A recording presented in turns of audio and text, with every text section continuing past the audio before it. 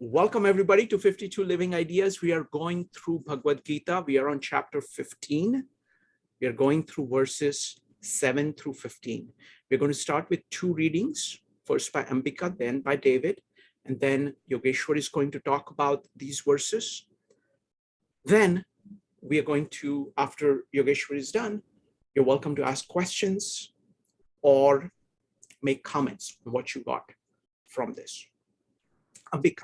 Go ahead.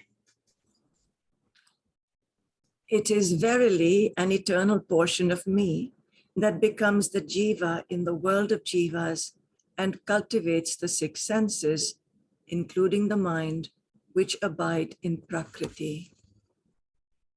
The Lord of the body, while descending into this or that body, as also while passing beyond it, moves holding these senses as the wind carries odors from their source. The ear, the eye, and the senses of touch and taste and smell, presiding over these and also the mind, he enjoys the objects of the senses. Whether passing beyond the body or abiding in it, whether enjoying the gunas or assuming them, him, the deluded see not. They see who have the eyes of knowledge. They see who have the eyes of knowledge.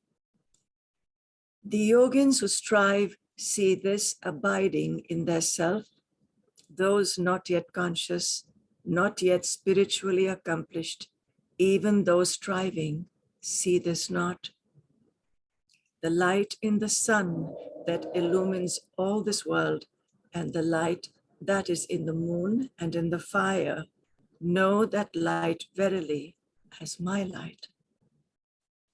Entering pervasively into the earth, I sustain and support the forms and things by energy, and becoming the soma of the essence of rasa, the sap, I nourish all the plants and trees. Having become Vaishvana, the fire of life, I am lodged in the body of living creatures, equipped with prana and apana, incoming and outgoing breath. I digest their fourfold food. I am seated in the heart of all. From me are memory and knowledge and the resolving debates of the reason. I am verily the one to be known by all the Vedas, the author of Vedanta, and the knower of the Veda also am I. Thank you, Ambika. Next up is David. Yes. Verily, the embodied living entity is my infinitesimal potency and eternal. In the world of the embodied living entities, the influence of the material energy is carried by the mind and the six perceptual senses. Whatever the body, eternal, infinitesimal potency enters, and from whatever the body he departs, carrying the subtle body from the old body as the air, fragrance, transfers it to a new body, governing hearing, sight, touch, taste, and smell, also the mind. This infinitesimal potency verily enjoys the objects of the sentences. The unevolved, mesmerized by these three modes of material nature, cannot perceive this infinitesimal potency departing the body, residing in the body, or enjoying in the body. But those enlightened by the eye of wisdom can perceive. Those perfected in the science of uniting the individual consciousness with the ultimate consciousness by great endeavor can perceive this infinitesimal potency situated within the body. But the undeveloped and those of impure minds can never perceive this infinitesimal potency, even with great endeavor. Understand that the effulgence which emanates from the sun, illuminating the entire universe, and which is the moon, and in fire, is from me. Permeating throughout the planetary systems, I maintain all moving and stationary beings by my potency. And having become the essence of the moon, I nourish all plant life. And acting as the fire of digestion, I, entering into the body of every living entity, digest the 4 types of foodstuffs by the auspices of the incoming and outgoing life breath. I am the indwelling monitor of the heart of all beings. From me arises consciousness, wisdom, and forgetfulness. Verily, I am known by the Vedas. I am the compiler of the Vedas and the knower of the meaning of the Vedas. Thank you. Next up is Yogeshwar. Mamaivansho jivaloke jivabhutas sanatana manashashthanindriyani prakritisthani karshati. Krishna is continuing to tell Arjuna, what is the manifest? How does it look like? So we have gotten to the example of the tree. It has shown us what the manifest is. It is always there. There's no time that Prakriti or the manifest dies away. It's always there. But then also, it's always changing. It's not the same as it was. Now, Krishna, having talked about the tree itself, Krishna is now talking about the roots of the tree. Where does the manifest come out from? Where does the manifest evolve from? It is the unmanifest where everything comes from. It's the unmanifest that is handling all the works that are happening in the manifest. There is nothing that happens in the manifest without the sight of the unmanifest, without the oversight of the unmanifest. Everything is overseen by the unmanifest. Krishna here is now saying that he who I have said is always within this tree. He may be at any place. He may be in the branches, the leaves, the fruit, the flowers, or at the root. Krishna here is saying, Mamai Vansho Jiva Loke, Jiva Bhuta Sanatana. Wherever life is, it is part of me. There is no life that is void of me. And in essence here, Krishna is trying to say that whatever type of life you see everywhere, in a person, in an animal, in a bird, in an ant as well, Mamai Vansha, it is a part of me. Jiva Bhuta Sanatana. Now, Jiva Bhuta meaning it's in each and every type of Bhuta, each and every type of living being. I am the Jiva. I am he who is eternal within this body. And Krishna is continuing here to say that not only that, but look at it. I have described the whole tree. I have described the branches and then the different places somebody can be as well. And Krishna is accepting that whichever place you are in, whichever chakra you are in, or wherever you are, however good or bad you may be, that eternal life is part of me. There is no life that is void of me. And what is normally taken by Mame Vansho Jiva Loke, like it's part of me. Now it's not the same way part of the ultimate as we would like to think, because Because if we say that what we are part of the ultimate.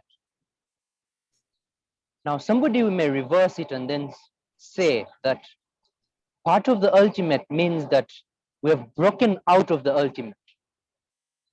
Like, how do you make a part of a circle? You've broken something out of the circle. So you're saying this is a part of the circle. This is not the same way we make parts of the unmanifest. When we say we are part of the unmanifest, or when Krishna is saying, Mame Vansha Jiva Loke, all eternal life is part of me. He's not saying that something is broken out of me. Krishna is saying everything is me. There is nothing void of me. Everything, it's like when the tree is saying, yeah, that the roots are part of me, or the stem is part of me. It is the tree itself. It's not that those parts have been removed from each other. It's not that these parts, you can see them differently. Like you put the stem in one place and the roots in another place. That doesn't happen. It is a tree when everything is together. Krishna is saying that this whole tree is part of the unmanifest. Whether it is Prakriti, whether it is the life itself, whether it's this body, whether it's the peripheral or the center, whether it's the form or the function, everything is me. Mana shashthanindriyani prakriti sthani karshati. There is now, however, this sort of the eternal life, and then the prakriti. There is the jiva and there is the prakriti. There is the center and the peripheral. Everything is part of me. But however, I am making this distinction now, that the jiva, he who is eternal, what does he do? He has these five senses, in which the mind is the sixth. Mana shashthanindriyani. Prakriti sthani karshati. What does he do? He takes his five senses wherever he wants them to be. He has the power to direct his body. He has the power to direct any of his senses to whichever sense object he wants to. And nothing can take him away from what he wants. Krishna here is talking about the willpower of the Atman. The Atman, wherever he wants his mind to be, he will have his mind there. Wherever he wants his senses to be, he will have his senses there. He can make any type of concept, he can make any type of emotion. He is not bound by the emotion, or he is not bound by the concept. Neither is he bound by his senses. He is the controller of the senses. If he wants to, if he practices, he can control his senses. Control here doesn't mean not allowing your senses to do as they like, not allowing the senses to go into their respective sense objects, but allowing them to go into their sense objects, however controlling them. How do you control a kid? You don't keep the kid with you always. That's not true control. That is not allowing the kid to become a flower. You're not allowing the kid to flower itself.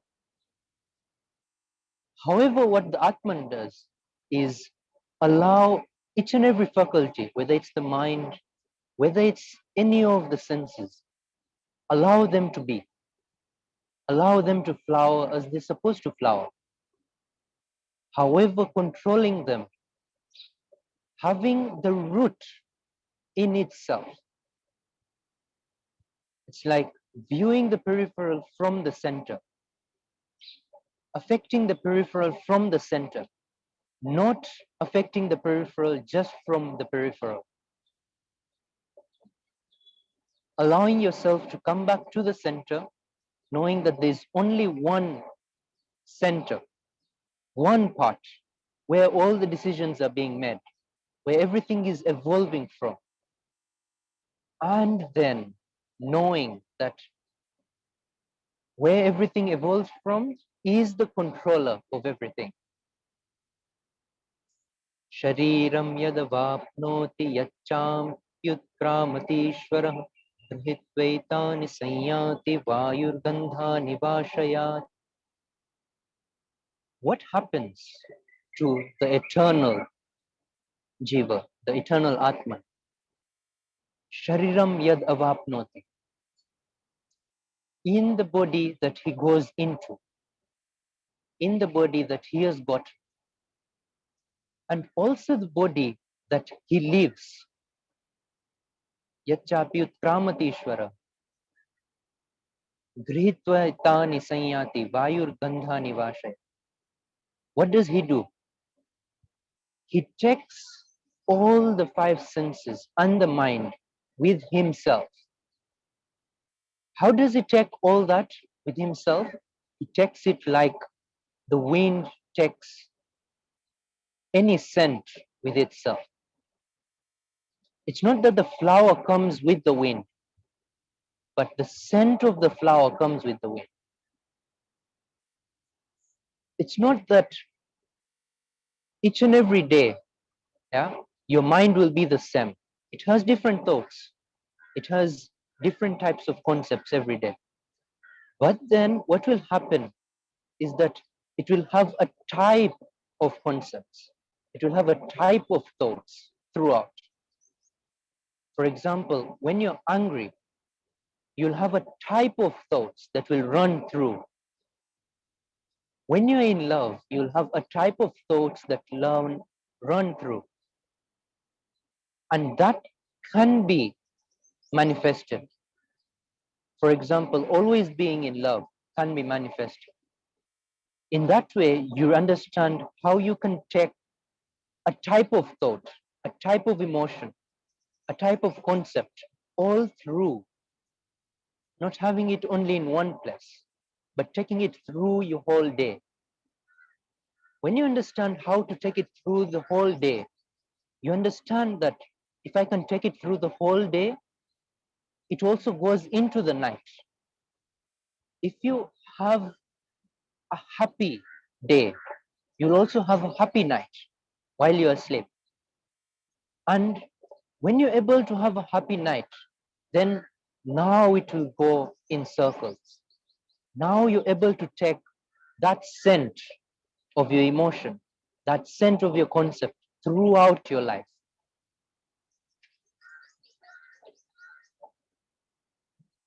Now, what Krishna is trying to say here is not only day in, day out, but then as well, when we, as we are Atman, yes, and we are not bound by this body. But then one thing to understand is we have come into this body with some swabhava. We have come into this body with some past. It's not just that we have come into this body as a clean slate. There is some type of swabhava that we are in. Where does that swabhava come from? Where does that type come from? Why are we such a type? Why are we different from each other? Why am I different from you? Why do we have types of people? How can we categorize the types of people? Yet we can also see that each and every person is different from each other. However, we can have 2 types of people or 4 types of people. We can generalize them as well. Why so? Krishna is saying that as you go from this body and you get another body, what will happen is that you'll not only go as the Atman, but you will take the scent of your peripheral together with the center. The peripheral as it is going to be destroyed as we know it. But then its scent will continue into the next peripheral. And then its scent will continue into the next. That is how Swabhava is manifested. That is how we get certain types of people. That's why we are different from each other. We may be the same type of people, but then each and every one of us has a different test, a different need, a different want, a different desire. And that is built by our Swabhava. That is built by who we are. Krishna is accepting everything here, including the unmanifest and then the Swabhava from which all the peripheral stems out. It's like now Krishna is saying all the stems are like your five senses. The branches are your five senses, and then you'll have the leaves and the flowers and the fruits as you see them manifest. There is the stem here that Krishna wants to talk about. The stem is the Swabhava that goes onto each and every. Its scent goes onto each and every manifest. Shrotram chakshu sparshanam cha rasanam ghranameva cha adhisthaya manaschayam vishayanupasevate. What does the Atman do? Having gotten this body, it will have these five senses. Shrotra, the ears, chakshu, the eyes, sparshanam, which is the skin, rasanam, which is the tongue, and granam, which is the nose, or the smelling sense. Adhisthaya manaschaya, and the mind. As Krishna talked about it in verse 7, the mind is the sixth of the five. It will take all these six, make all these six a base from which it can take in sense objects. Because even the Atman knows the only way it can interact with something else is through the manifest. If you want to interact with another person, it's through the manifest that you can do that. If you want to interact with the world, it's through the manifest you can do that. If you want to show the love within yourself, it is through your actions that you'll be able to do that. It's through your speech you will be able to do that. Without your action, without your speech, you won't be able to show your love towards somebody else. How can somebody know that you are in love while you're just seated like that? You need to show some action. So Krishna here is saying that what does the Atman do? It takes all these six and then manifests itself. The Atman manifests itself through the six. It manifests its Swabhava through the six. We have talked about in chapter 14 how the Prakriti takes the Atman on a ride. We talked about the example whereby we're going down the hill, we're seated on the cycle, which is the Prakriti. We don't have the control over the Prakriti. Krishna here is saying that you are the one who has the control over Prakriti, no one else. You're the one who controls Prakriti. It may feel that Prakriti is controlling you, whereby you can't stop the bike, you can't stop the cycle. If you stop it, then you will turn over. But, however, who took it uphill? It is you who took the cycle uphill. It is you who is practicing each and every habit that you are making. And those habits will now be taken as scent towards the next peripheral. It's just the same as taking your happiness from one day onto the other, the next day, and then the next day. You'll have a gap in between, but then your happiness will continue. You, as you are, your emotions, your concepts will continue throughout your life, even though there are breaks in the middle. And how is it that the Atman is the controller? How is it the Atman has the full will over the Prakriti? Each and every thought that comes, it is from the Atman. Each and every desire that comes, it is from the Atman. It's from nowhere else. Nothing comes from outside. Everything comes from inside. However, there is this veil put onto the Atman of the Prakriti. Through that veil is from which the Atman will act. It's through the lens that the Atman will act. To act onto the body, onto the peripheral, onto the world at large.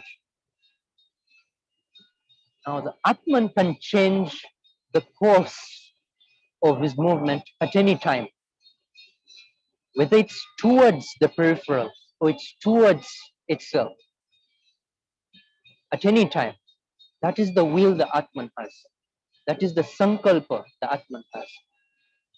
And another thing is that until all these, your senses and your mind, the six of them, have different opinions, until then, the Atman, you will not have any expression of the Atman. Because the test indriya, the test sense will say, I want this. And the mind will say, no, it's not good for the body. Another sense will say that, oh, this scent is good. And then the body will say that, oh, I'm not feeling well, right? I'm having a headache. Or another sense will say that this is really good to look at, which will be the eyes. But then you'll also have your body, which will say something else. Or you have your mind, which will say something else. Now, all that is, you're having the dvandva, the duality inside. Until you have the duality within yourself, there is no Atman manifested within yourself. It is the Drada Sankalpa. It is the will that allows your Atman to manifest. It is that, not the desires from outside, but the desire from inside. If it gives a push outside, then whatever happens in each of the five senses and the mind as well, there will be nothing that goes without the notice of the Atman. Each and every thought, like we have been talking about the practices that you can do. When you're doing the practices of looking at each and every thought, you realize that there is no thought that goes without you noticing. Each and every thought passes by you. There is no sense object that can attract you without you knowing firsthand. You look at the object and then you have a desire. And even the desire, you can look at it, that this is a desire of the mind, or this is a desire of the sense. Having looked at it, there is nothing you need to do. You don't need to control it as such. You don't need to tell the senses, don't go here. Just look at them. Look at everything that is happening. And you'll certainly realize that just looking at it, they all fall back into place. Like we normally have pets in our house, yeah? When we are not around, they play around, they go around, and they can do anything. But when we are there, they just come around us. They just sit near us. Only the Atman needs to be there. That's the only condition. Once the Atman is there, the seer is there, everything else just falls into place. It's not that you need to control the pet. The pet will just be controlled by you being there. And then you will be able to tell your sense that go here. I want you to go here. I want the mind to go here. So it will think about this. And then slowly by slowly, as you have this practice, you will realize that it is only the Atman that can tell any of the five senses or the mind even to think. That is the power the Atman has. Without the Atman, no sense or even the mind will be able to think or will be able to desire anything. Utkramantam sthitam vapi bhunjanam va gunanvitam vimudhananu pashyanti jnana chakshusha. Gunanvitam, meaning being bound with these three qualities of Prakriti, these three gunas of Prakriti. Those gunas which are Sattva, Raja, and Tama, which we have talked about extensively in chapter 14. And we'll also get to talk about them in chapter 17 and chapter 18. When you're bound by these three gunas, you will have different types of emotions. You'll have different types of activities that are going on. And these three gunas don't stay on their own. They stay three together. So whether you are walking, whether you're just standing or you're seated, or even whether you're eating, anything you're doing, you are bound by these three gunas of the Prakriti. Even while you're bound by the Prakriti, while the Atman is doing everything through the Prakriti. Now, this is what Krishna is wanting to say. The Atman is doing everything through the Prakriti. The Prakriti doesn't do anything on its own. Vimudhananu pashyanti jnana chakshusha. Only those who know, or only those who have the attention, only those who can concentrate and can see what is happening, can know that the Atman is the one who is doing everything, can know the Atman, and can know the peripheral as well. Not those who are vimudha. Now, vimudha are those who just are taken by delusion. Whatever the senses bring, whatever the mind brings, whatever the intellect brings, or whatever emotion that comes, they just flow with that. That is being deluded by those emotions, being deluded by the senses. What Krishna here is saying that jnana chakshusha, he who has the eyes of knowledge, he who can concentrate and pay attention to his own body, how it is working, how the mind is working, how his senses are working, what they are liking, what they are not liking, why they are liking a certain type, then he can see, because he's paying attention to what the body is. What we are doing right now is paying attention more to what is beyond our control. We try to control what is beyond our control. We try to change somebody else. However, we may bring some little impact onto them. That's not a bad thing. But if we try to change ourselves first, what is in our control first, then we can also see how others can change. We can see the clear path of allowing them to change as well. We are not changing completely. but we want others to change completely. That will never happen. We have to change ourselves first, change what we can control, and then we'll understand how to change other people as well. And we'll understand how other people, how to give them time, because normally we would like change to happen so fast because we are not practicing that change. When we practice it, we realize the back thoughts that come, those distractions that come in the middle, we'll understand them. And then having understood that, we'll also be able to give those who want to change, we'll be able to give them time, ample time to change. They can change on their own time. And then we can also give them tips on how to change. We can tell them that go on to the Atman. We can tell them different practices that we have done on our own. And there's one thing, if we have only listened to something and then we're telling somebody else, it won't have the weight because it doesn't carry your emotion.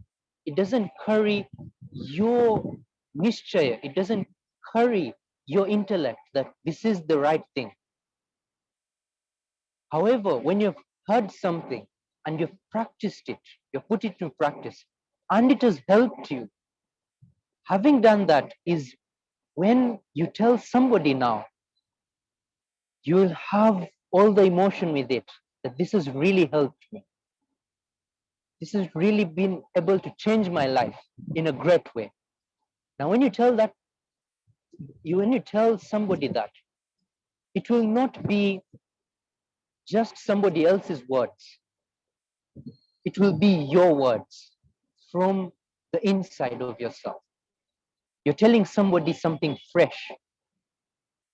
It is like the story when there was there were a couple, and out of the couple, one was in the hospital.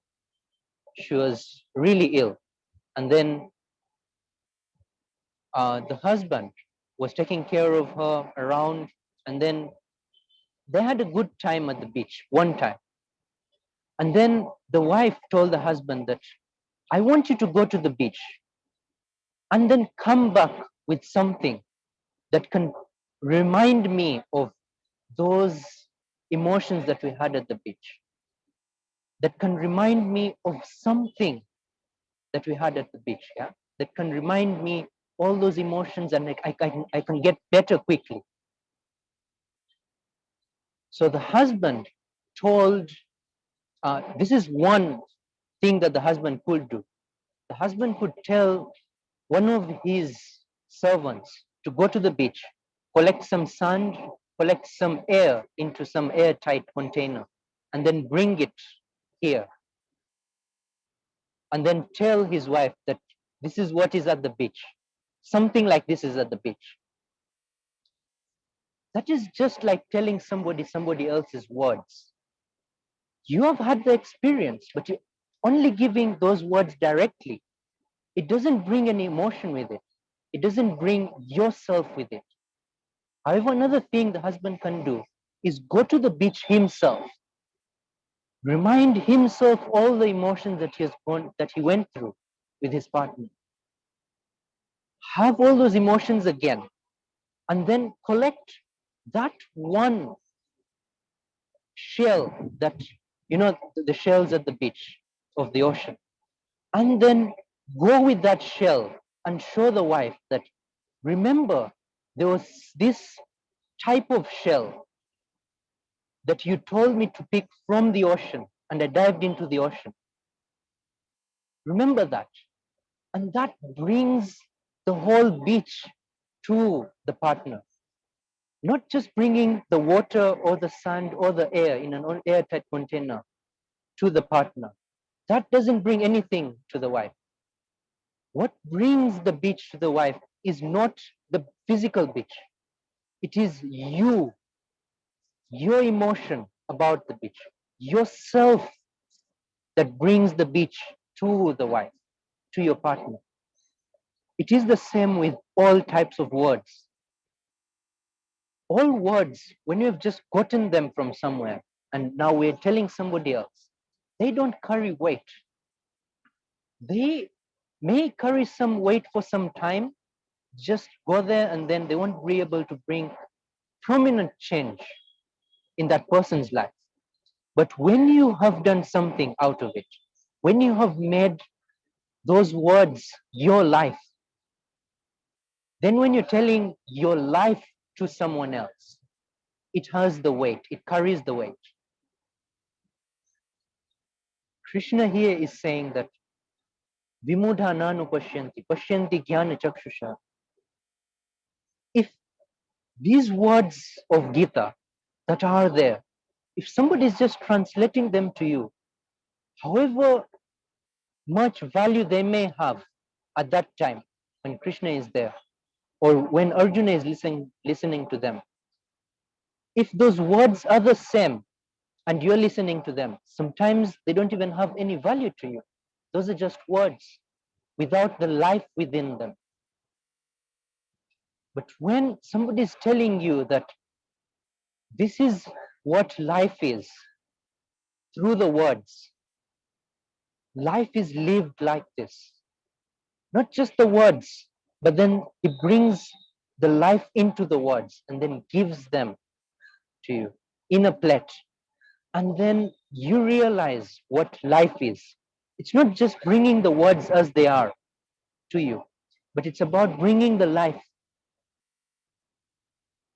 Yatantopya kritatmano nainam pashyantya chetasa yada dityagatam tejo jagadbhasayate khilam. What happens is we are all working towards something. Yatanto api akritatmano nainam pashyanta chetasa. I'm starting from the second line. Everyone is working towards anything in their life. There's something that they're working towards. They're working towards happiness, working towards fame, towards money, towards the center, towards the peripheral, everywhere. A person is working day and night. However, if he is akritatmana, if he is not working from the center, he will never see the doings of the center and the peripheral. He will never see the link between them. The only links he will see are at the peripheral. However, a person, yatanto yoginas chainam, however, a person who is a yogi, who is concentrating and paying attention to those small things that happen within the body, even a change of emotion, he will get it. A change of thought, he will be able to get.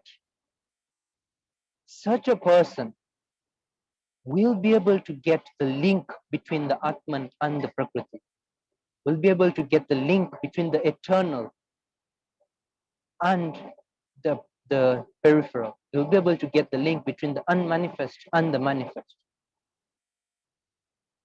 Pashyanti atmaneva sthitam.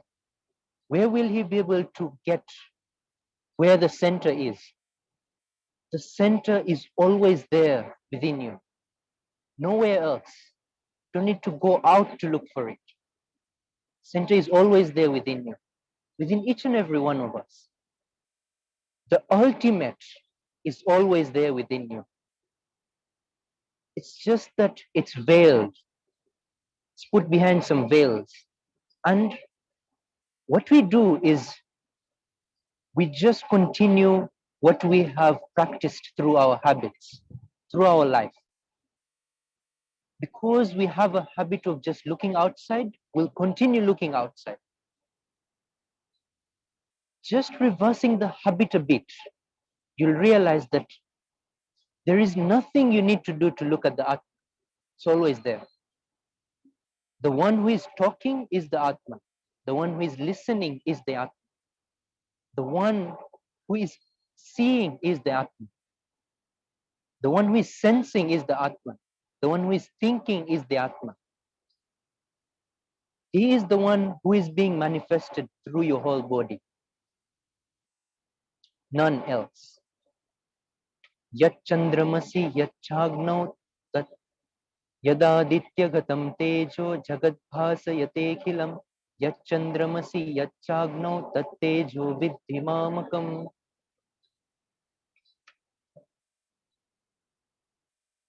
In verse 6 of this same chapter, Krishna has talked about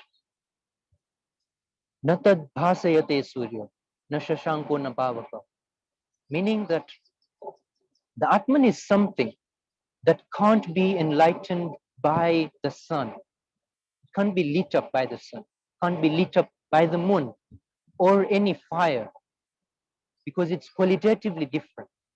It is a sort of jyoti, it's a sort of light, but not lit up by this. However, Krishna here is continuing the same sentence with a twist here. Krishna is saying, Yada ditya gatam tejo, jagat bhasayate kilam. Yat chandramasi yat chagno, tat tejo vidhi mama. That light that is within the sun, which is lightening up the whole world, that light that is within the moon, that gives that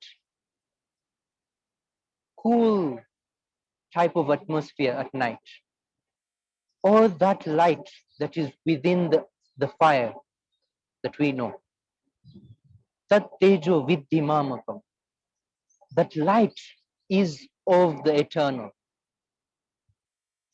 that manifest is of the eternal.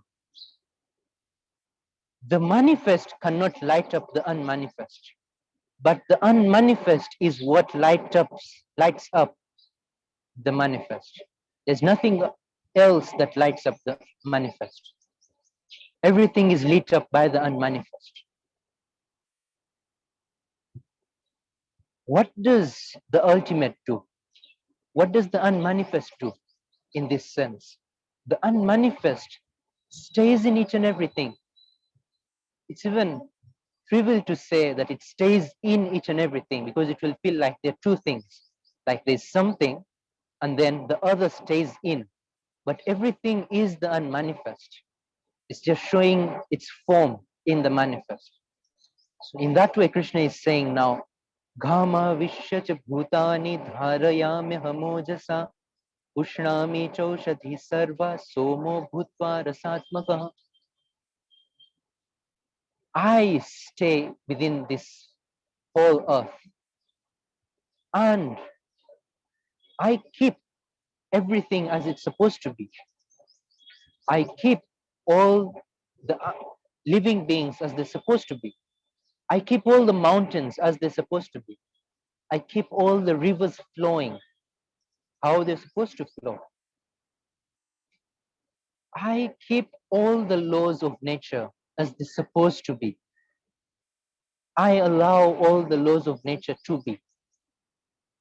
And without the eternal, those laws of nature would not be. They will not be able to manifest themselves. And I am the one who, in the form of the moon, gives its cool atmosphere towards the plants. It gives its cool atmosphere towards all living beings. And that also, if you can see, because normally we see that the sunlight or the energy from the sunlight is what gives the plants the energy to make their own food. However, if you can see that even the moon has its own place in giving the plants their own way of growing up. Because if they're always making food, how can they grow? They need the energy to grow. That's why Krishna here is saying, Ushnami Chaushadhi Sarva. Not directly growing them, but then allowing them space to grow within that cool atmosphere. I am the one who gives that space. I am the one who allows Aham Veshwanaro Bhutva Praninam Dehamashita Pranapana Samayukta Pachamyanam Chaturvidam. I am the one who is staying within each and every living being. I am that Vishwanara who is the one who is responsible for digesting everything. I am the one who keeps all the prana, meaning the prana, apana, samana, all of them, I keep them intact. The prana, just to explain what the prana and samana, udana, vyana, and apana mean. So in general, because there's so many types of pranas, which have different types of, they do different things. However, 5 types of prana are the main types of prana. One is prana, which allows you to take in any type of air. Mainly prana here means what we normally call in science pressure within ourselves, which is that pressure that is built in within. Now that pressure should be of a certain amount, not so much, not so low. So Krishna here is saying that that pressure that builds in, that allows you to take in air, or that allows you to take out the air, or even the pressure, because samana is the one that stays around your stomach, around your nabi, samano nabi mandale. It allows all the digestion to happen within.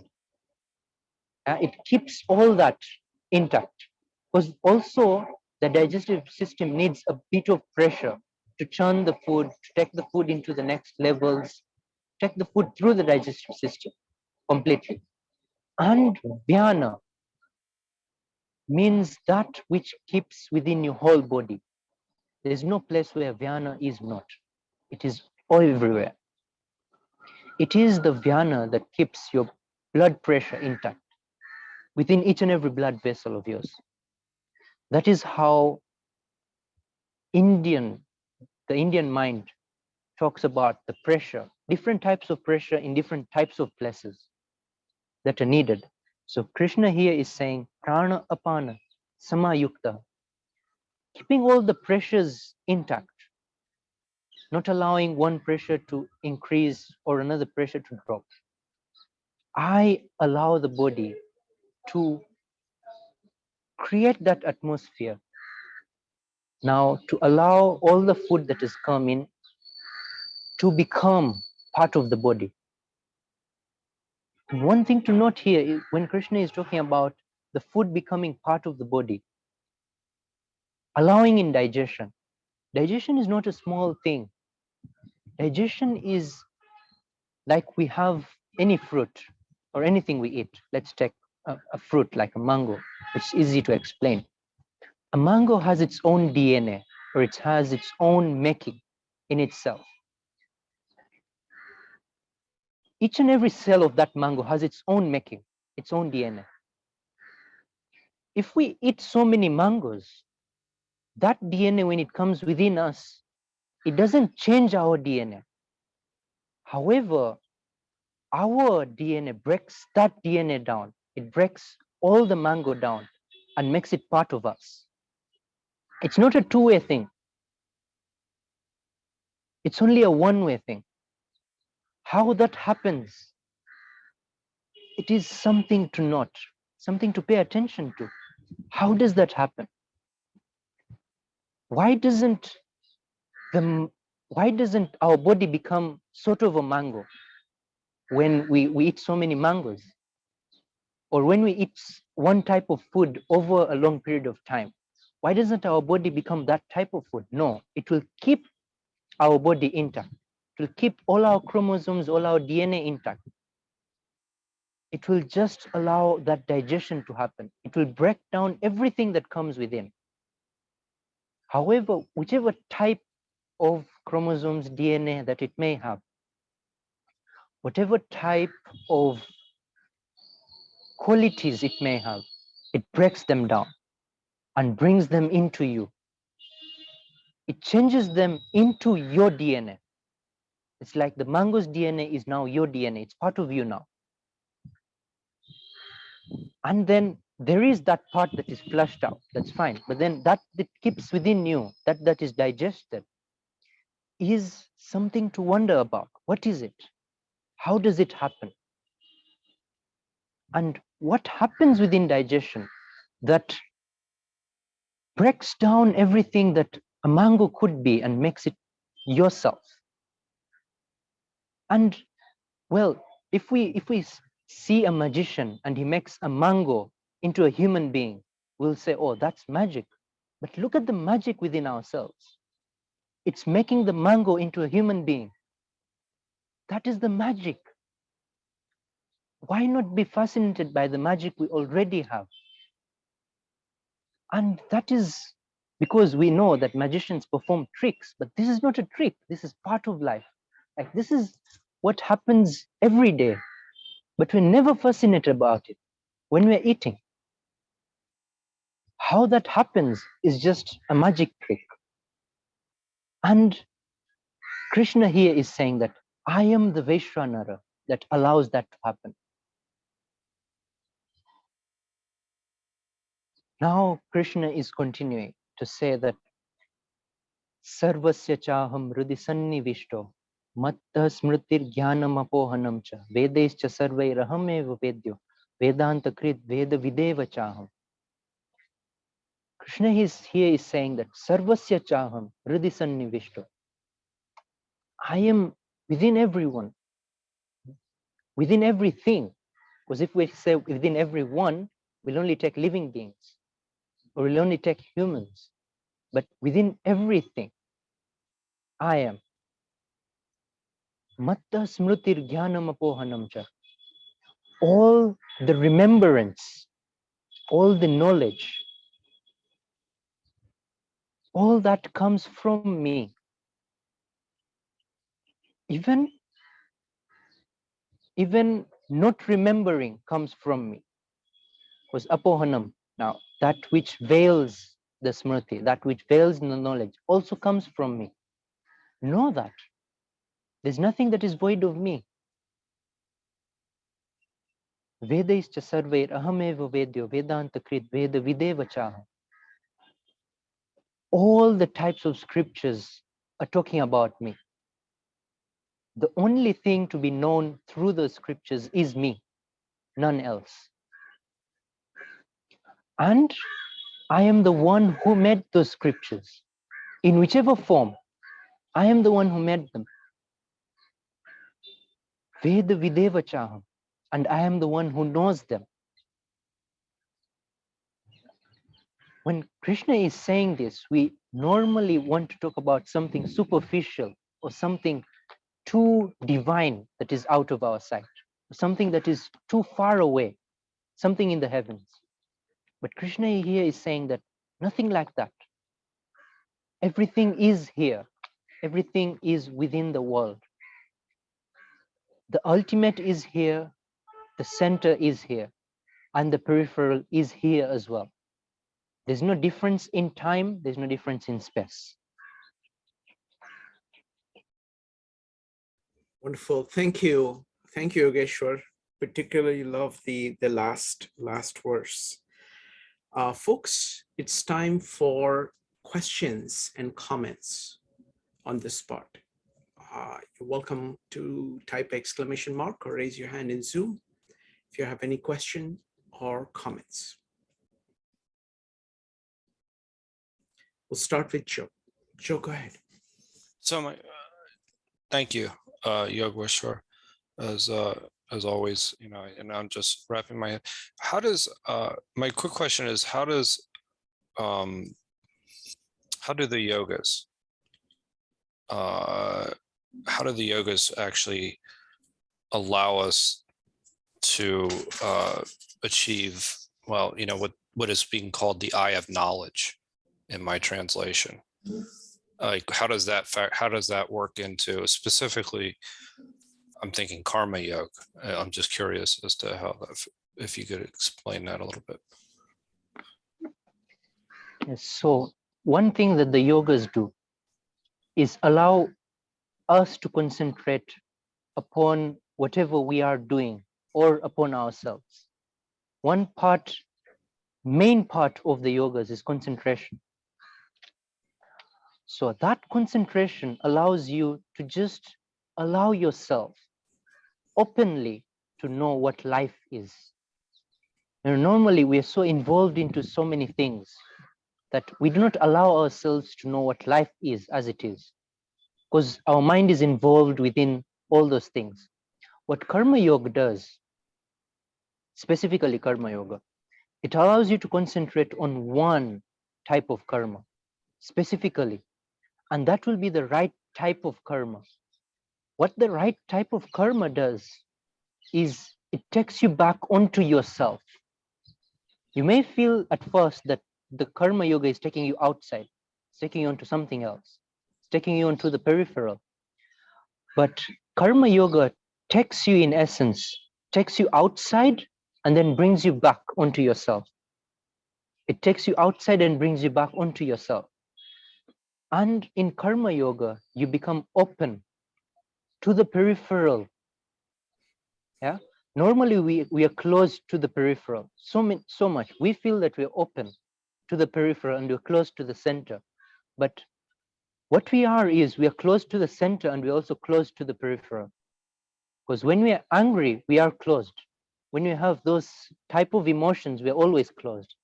What Karma Yoga does is bring those types of emotions like love, like caring, that open us towards the peripheral as well. And when we open up towards the peripheral as it is, we also open up towards the center as it is. It's not an opening towards one side only. It's an opening towards both sides together. That's what Karma Yoga does.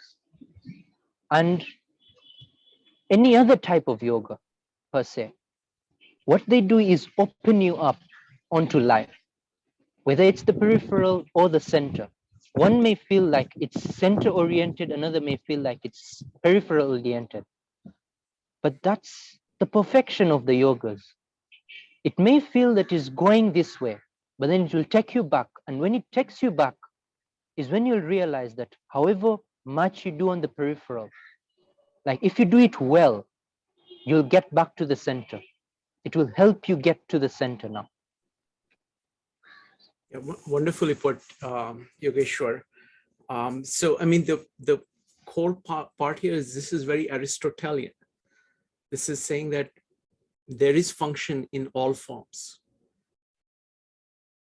So when you are doing the right thing with anything that you're doing, you are in touch. You're in touch with the function that is flowing through that form that you're dealing with. So Karma Yoga is about acting from the center the right way. And you are doing that full of love, full of concentration in that activity. And because the function is there in all forms, you are in touch with the function and the form at the same time when you're doing Karma Yoga. So great question. Joe, you had something. Go ahead. It can wait. It's something I'm trying to form it around the idea of the bodies and the senses and how that actually factors it. But I need to form my question. Sure. So, Sounds. Evanik. Hi, Yogeshwar. Thank you again I got a page full of notes. And I do have a couple of questions, but the first one that I have is when you talk about the unmanifest stays in everything and showing, and you said something about showing the form, that the unmanifest shows its form in the manifest. My question is Krishna the manifest, or is Krishna the unmanifest? Yes. So if the unmanifest is showing itself in each and everything, like there's nothing that is void of the unmanifest, then Krishna is neither just the manifest or just the unmanifest. Krishna is everything. He is the unmanifest and the manifest as well.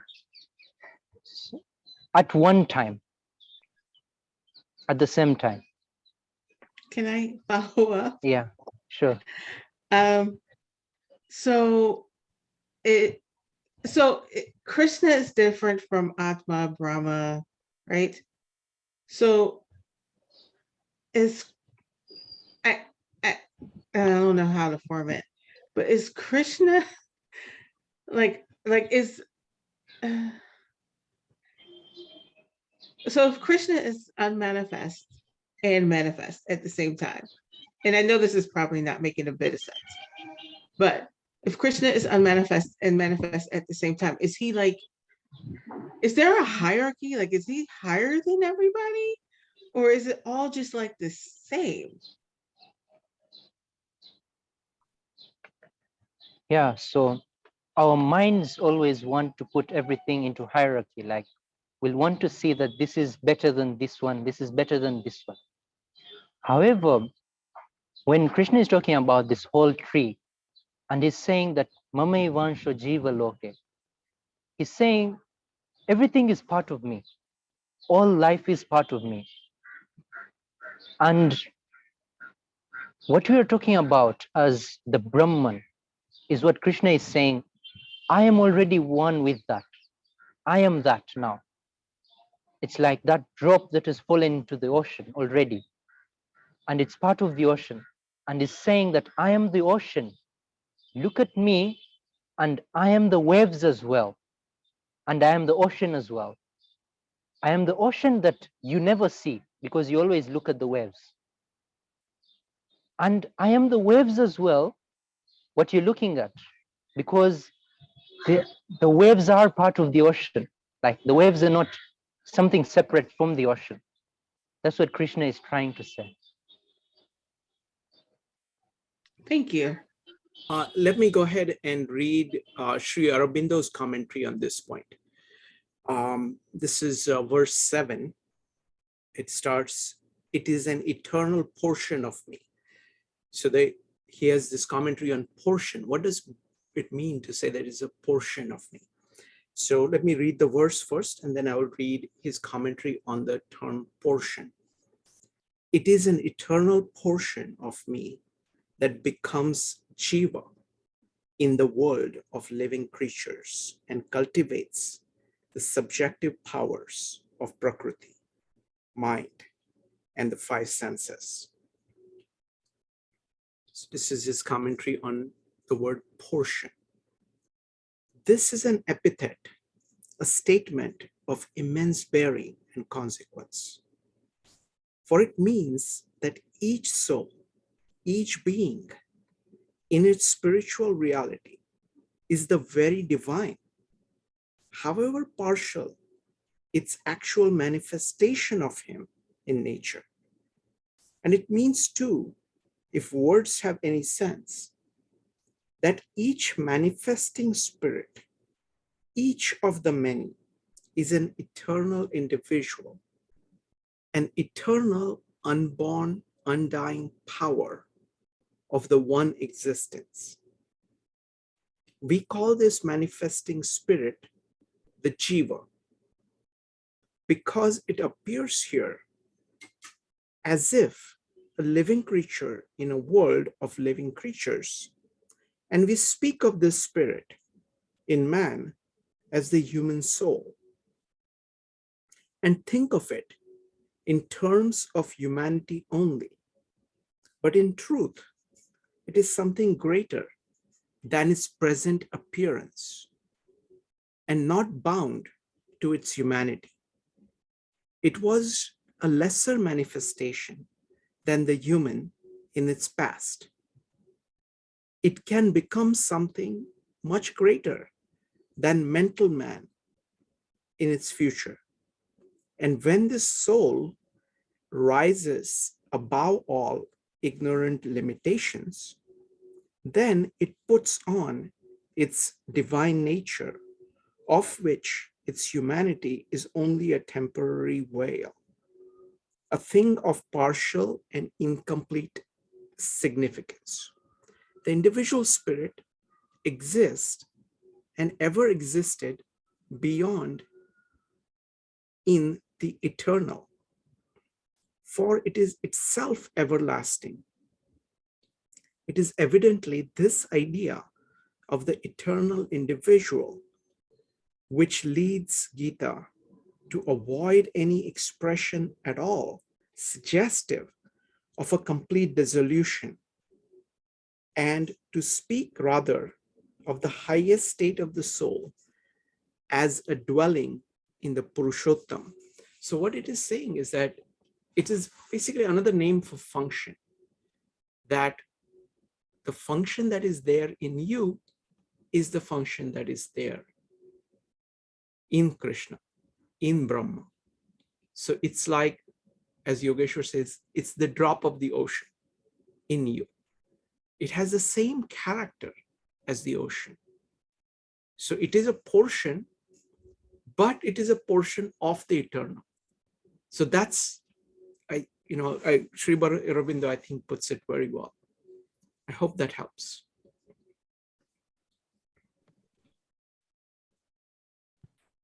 Yeah, so it's the way I'm seeing it is like the divine and human concept. Yes, exactly. Okay. Yeah, thank you. That did help. And you guess where, of course, that helped too. Thank you. All right, let's go. So let's see how we are doing on time. It's 10:20.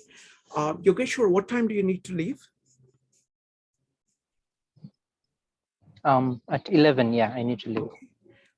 Do you think we can finish the rest? What do you think? Yeah, I Okay. think that will be fine. All right, so we'll just do one reading. We'll start with Ambika. Ambika, if you could read 16 through the end. Yeah, sure. Two, excuse me, two are the Purushas in this world, Kshara, the mutable, and Akshara, the immutable. The Kshara is all the becomings. The Kutastha, seated on the summit of immovability, is said to be the Akshara. The highest Purusha is yet another, called Paramatman, the Supreme Self, who entering into the three worlds upbears them, the Lord imperishable. Since I transcend the Kshara and am the highest even above the Akshara, hence am I celebrated as the Purushottama in the world and in the Veda. He, O Bharata, who undeluded knows me verily as the Purushottama, is the knower of all and loves and adores me with his whole being. This, thus, is the secret most Shastra, doctrinal science, told by me, O sinless, knowing and understanding this perfectly, one would become wise and all accomplished. Om Tat Sat. Thank you, Ambika. Yogeshwar. Dvavimau purushau loke ksharascha eva cha kshara sarvani bhutani kutastho uchyate. Two types of purusha that are being talked about. One is the kshara, another is the akshara. One is the one that constantly changes, and one is that which doesn't change at any point in time. There was an example that I had given in chapter 14, that there is a glass that is in front of you. You look at the prakriti that is on the other side of the glass, and even the glass itself, it is stained with these three qualities of the prakriti, the three gunas of the prakriti. There is a point in time, because that will be the kshara, it is the always changing. You're looking at the world, You're looking at the body, you're looking at the mind, you're looking at the thoughts, and everything at the peripheral. Even what you're looking through, that glass that you're looking through, is part of the peripheral. It's part of the kshara.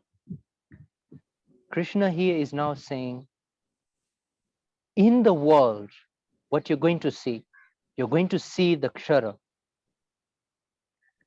That is really easy to see. And you also going to be able to see the akshara. Now the akshara here is that reflection of the unmanifest that you will see onto the glass. Because on a glass, you see both sides. You can see through, and you also see a faint reflection of he who is on this side. That faint reflection is that of akshara, because that faint reflection will never change. It will be as it is. What does that show? That he who is on this side of the glass is never changing. That reflection, once the chitta, which is the glass itself, is free from all types of delusions and can see, then even seeing that is easy. Even knowing that is easy. You can see the reflection. Kshara sarvani bhutani, which is everything that you can see in the peripheral. Kutastho kshara uchyate. Akshara never moves. He's always there as he's supposed to be, in one state. And what is normally seen in practice, like when you practice this, when you practice seeing whatever is happening within Prakriti, whenever you practice looking at whatever is happening in the kshara, there is the seer, and then there is what is seen. Now the seen here is what is talked about as the kshara, whether it's any sound, normally as the practice that we have talked about, any sound or any sight that you're looking at is the kshara. It's going to continuously change. In the middle, you're going to look at he who is seeing, he who can just see. You're going to identify that. He who can just listen and be. You're going to realize that he who is just listening is always there. There's no change that happens there. There's nothing that changes there. And that is Kutastha. That is he who is always there. He who never changes. Krishna is taking this a step higher. Uttama purushastvanya paramatme tyudharita yo lokatrayam avishya bibhartya vyaya ishvara. There is he who is beyond these two even. There is he who is beyond the kshara and the akshara. We normally see something that may be beyond the kshara only. He who is seeing. And Krishna is saying, don't stop there. Don't stop only on who he is seeing or he who is listening. Or in the example, don't stop when you have only seen the reflection. Krishna is saying, go beyond that, because even the reflection is in the Prakriti. It's in the Chitta, which is part of the Prakriti. And it's only a mere reflection. It is not what truly is. Because a reflection will only remain a reflection. It will never become life as it is.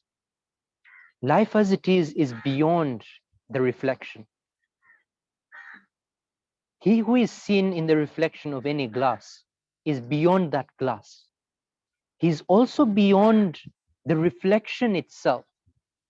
The reflection may be able to mimic whatever the person does, but the reflection is not the true being.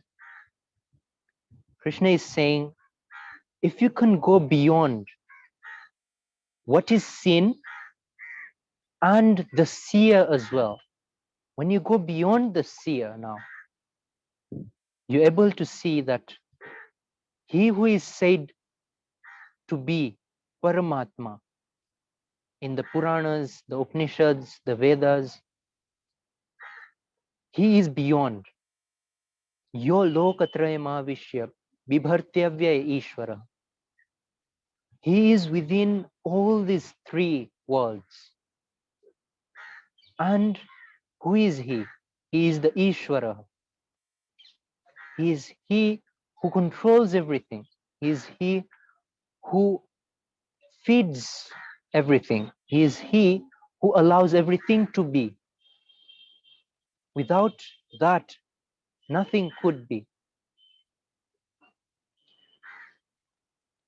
Normally, we talk about the seen and the seer. Krishna is talking about something that is beyond even the seer.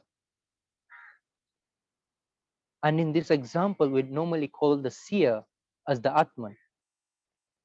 We'd normally call the reflection in the glass as Atman. He who is beyond that is the Paramatma, is the Purushottama. And in this practice of seeing the seen and the seer, he who is in verse 17, saying that he who is in everything within the seen and the seer, if you can see the oneness between the seen and the seer, when the seen, the seer, and the sight become one, then you know what Paramatma is. Not only when you can distinct them, but when you can distinct and then see the oneness within, is when you know what Paramatma is. Yasmaksharamati-toham aksharaadapi chottamah atosmi loke vede cha prathita purushottamah. Because I am beyond the kshara, I am beyond that which is always changing. Aksharaadapi cha uttamaha. I am also beyond the akshara. I'm also beyond the seer. That is why atosmi loke vedecha pratita purushottama. That is why in all the scriptures I am known as Purushottama. Now Purusha we have known as there are two types of Purusha, the Kshara and the Akshara. Purushottama is beyond the two types of Purusha. He is above and beyond. Yo mamevam sammudho jhanati purushottamam sasarvavid bhajati mam sarvabhavena bharata. If someone who is a sammudha, meaning he has known what the truth is, all the delusions are removed from himself, jhanati purushottama, he is knowing what the truth is, what the underlying being is. Sasarvavid, he who knows, bhajati mam sarva bhavena bharata. He who knows is the only one who can do the real type of bhakti. We normally want to take one path, while Krishna is putting everything together here. He's saying, you can't do bhakti on its own. He's saying, Krishna here is saying that he who knows is the one who is doing the right type of bhakti. He who has become first separate and then knowing that Purushottama is within everything. Knowing that, not just intellectually, not just through a concept, not just through thought, or not just because it appeals to your emotions, but knowing it through experience, because you've known it, you're aware of it. You can put your full concentration towards it. That is when Mam Sarva Bhavena Bhajati. He doesn't live any part of himself out of bhakti. He can go into bhakti fully, leaving no part of himself outside of bhakti. Iti guhyatamam shastram idamuktam maya naga etad buddha buddhiman syat kritakrityasya bharata. Now this is guhyatamam shastram. It is the most secret. And why is it the most secret? It's because however many words you may use to describe this, it's not a secret because it's never said out. It's a secret because however many words you use, until you get to the experience, it never reveals itself. That is why it's guhya tamam. Not just a secret, not just guhya, but guhya tamam. Because it's beyond just the words. It's beyond what we just see with the words. It's beyond what we normally perceive from the environment. It's beyond our perception right now. And I have said it. Now, when Krishna says, I have said it, don't only think Krishna has said it, but also Arjuna has also known it now. Because when a person like Krishna says, then there is nothing else that remains to be known. You have known it. Etad buddha buddhiman syat kritakrityasya bharata. Having known this, the person becomes the most knowledgeable. He who knows it is in the right terms the buddhiman, is the one who has knowledge. Kritakrityasya bharata. Not only does he have knowledge, but in the aspect of karma yoga, he has done everything that is supposed to be done. There's nothing left to be done. Krita kritya. Kritya meaning something that is, that's something that needs to be done, is kritya.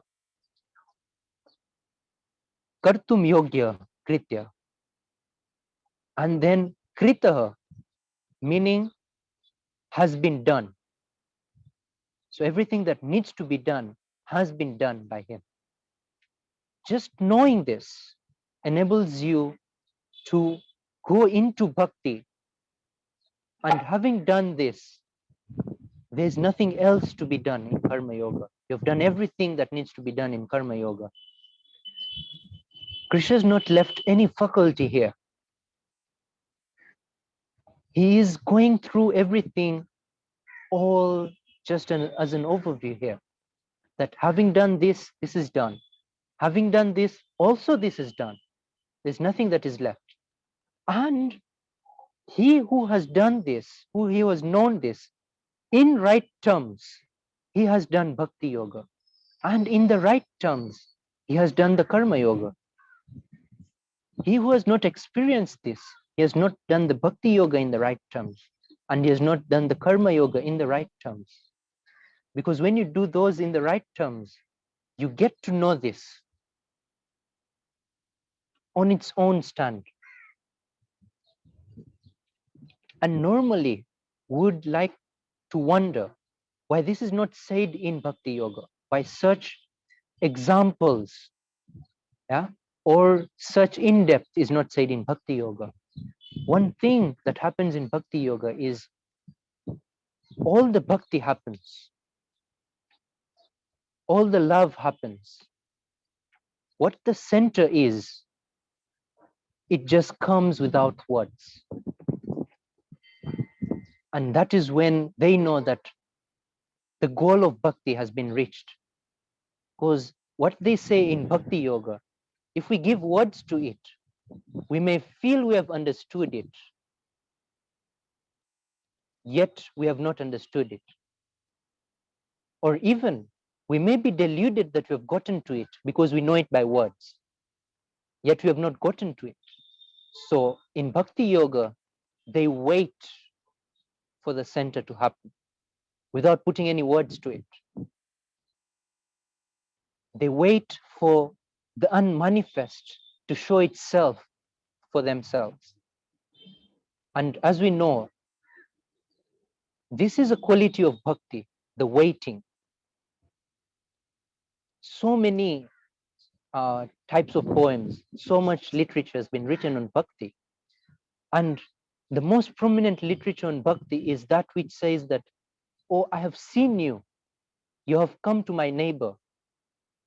I am waiting in my house. When will you come to me? And that is what bhakti is. It is part of waiting.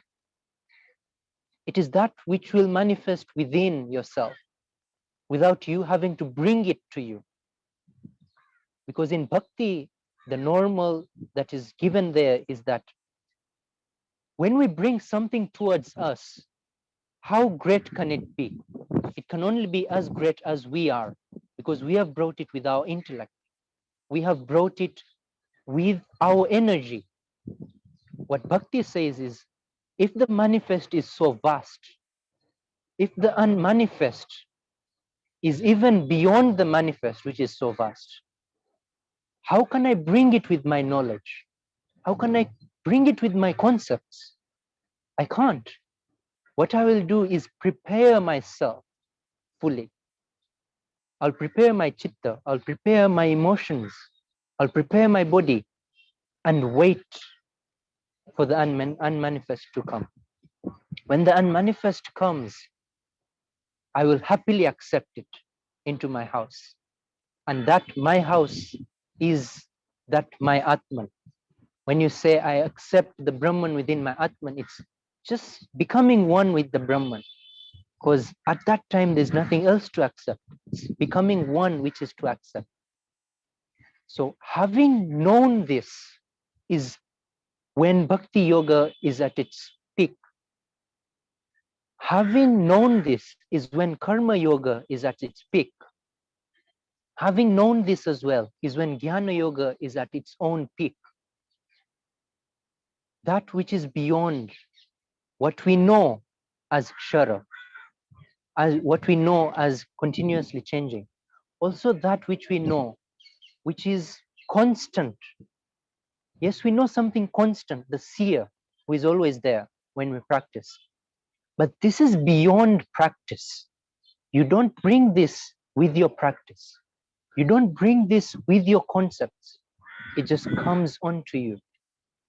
That's why Krishna has not put any practice to this. He has not said, this is how you get to Purushottama. This is how you'll get there. All the practices are to the Akshara. That's where you can get to.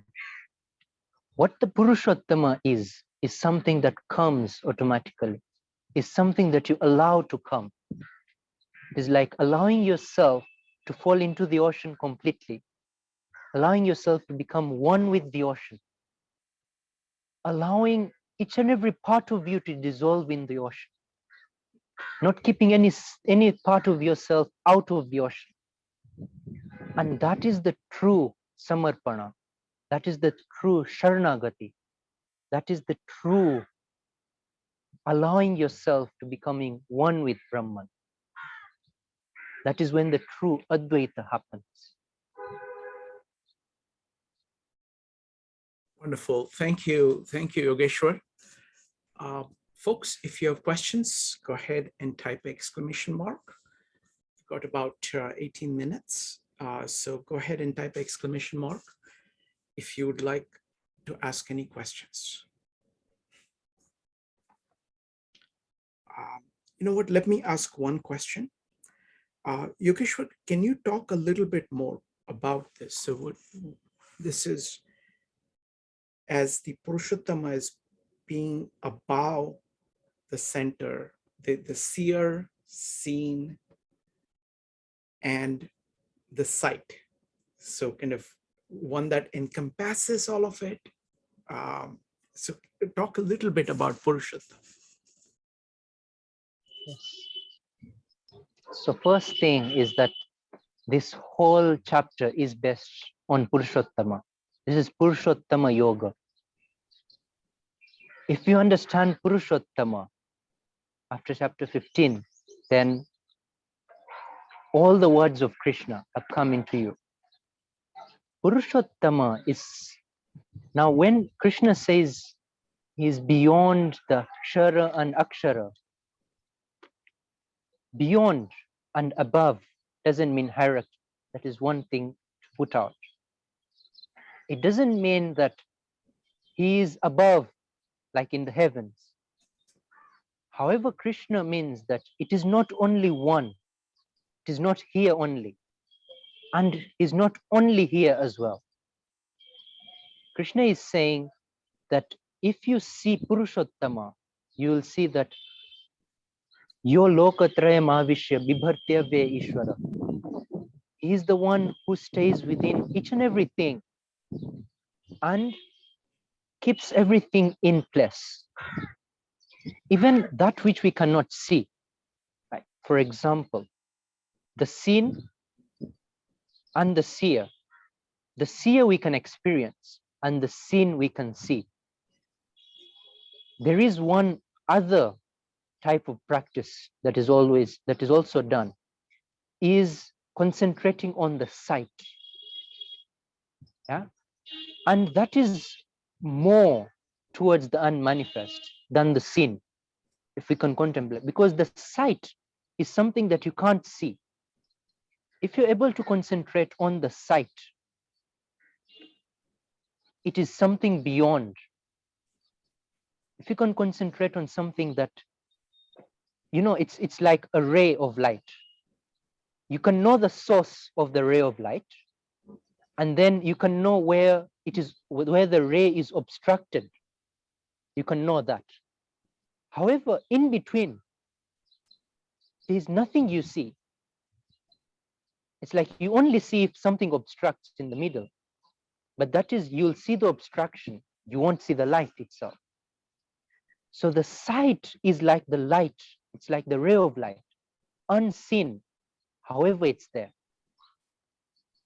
So it is sort of that practice that takes you beyond, because normally we've talked about the practice of the seen and the seer. Now the practice of the sight is now beyond that.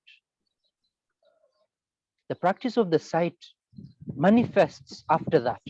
You can't do the practice of the sight before the practice of the seer and the seen. Now the practice of the sight, which is even more subtle, you can know the source of the light, and you can know where the light is obstructed or where the light reflects. However, knowing that there is light in between, or concentrating on the light in between, it's like concentrating on basically something you can't see, something you can't perceive at all. It's not your own experience like the seer. It's not something you'll perceive like the seen, but it's something in the middle. Krishna here is saying, practice on that as well. But then know that that is also part of the seer and the seen. Without the seer and the seen, there is no sight. It is unmanifest, but it is still just more, like it's just more subtle than the manifest. It's not that it's totally unmanifest. It's just more subtle than the manifest. Krishna here now is saying that if you can concentrate and see the seer, the seen, and the sight, slowly allowing them to become one, allowing them to become the Advaita, allowing the seer to just become one with the seen and the sight. And you can't allow something to become one without knowing it. Because when you don't know it, you can't allow it to happen. So first know it and allow it to happen. When that allowance, when the acceptance arises, is when you'll be able to know the Purushottama, that which keeps everything in place, that which is within the seer and is also within the seen and is also within the subtler sight. When everything gets to one is when you get to know it. Excellent, thank you. Next up is going to be Alison, followed by Evanik. Alison. I just want to make sure you can unmute. Go ahead. Sorry about that. Go ahead, Alison. Okay. What I think is interesting is that I forget which chapter it was where, they were talking about how, this idea of God is in everything. And we were talking a lot about that one. And then this one, it's more that it's inside us. And I keep thinking about how this differs from Christianity, where God is like above us.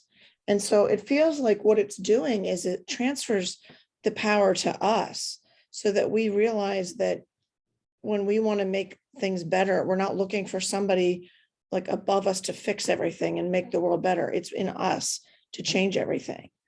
And it kind of reminds me, it sounds weird, but it reminds me of the Wizard of Oz, where, the idea is that you don't have to go out and find this Oz.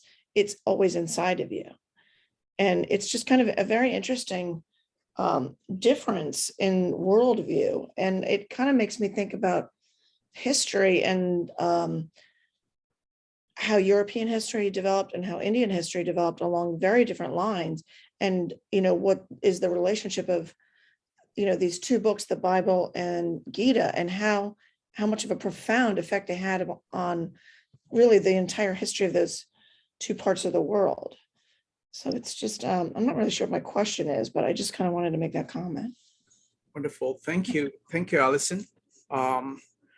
Let me go ahead and let's go to Evanik, and then we will, then Yogeshwar, you can comment on anything that you want, but let's go with Evanik.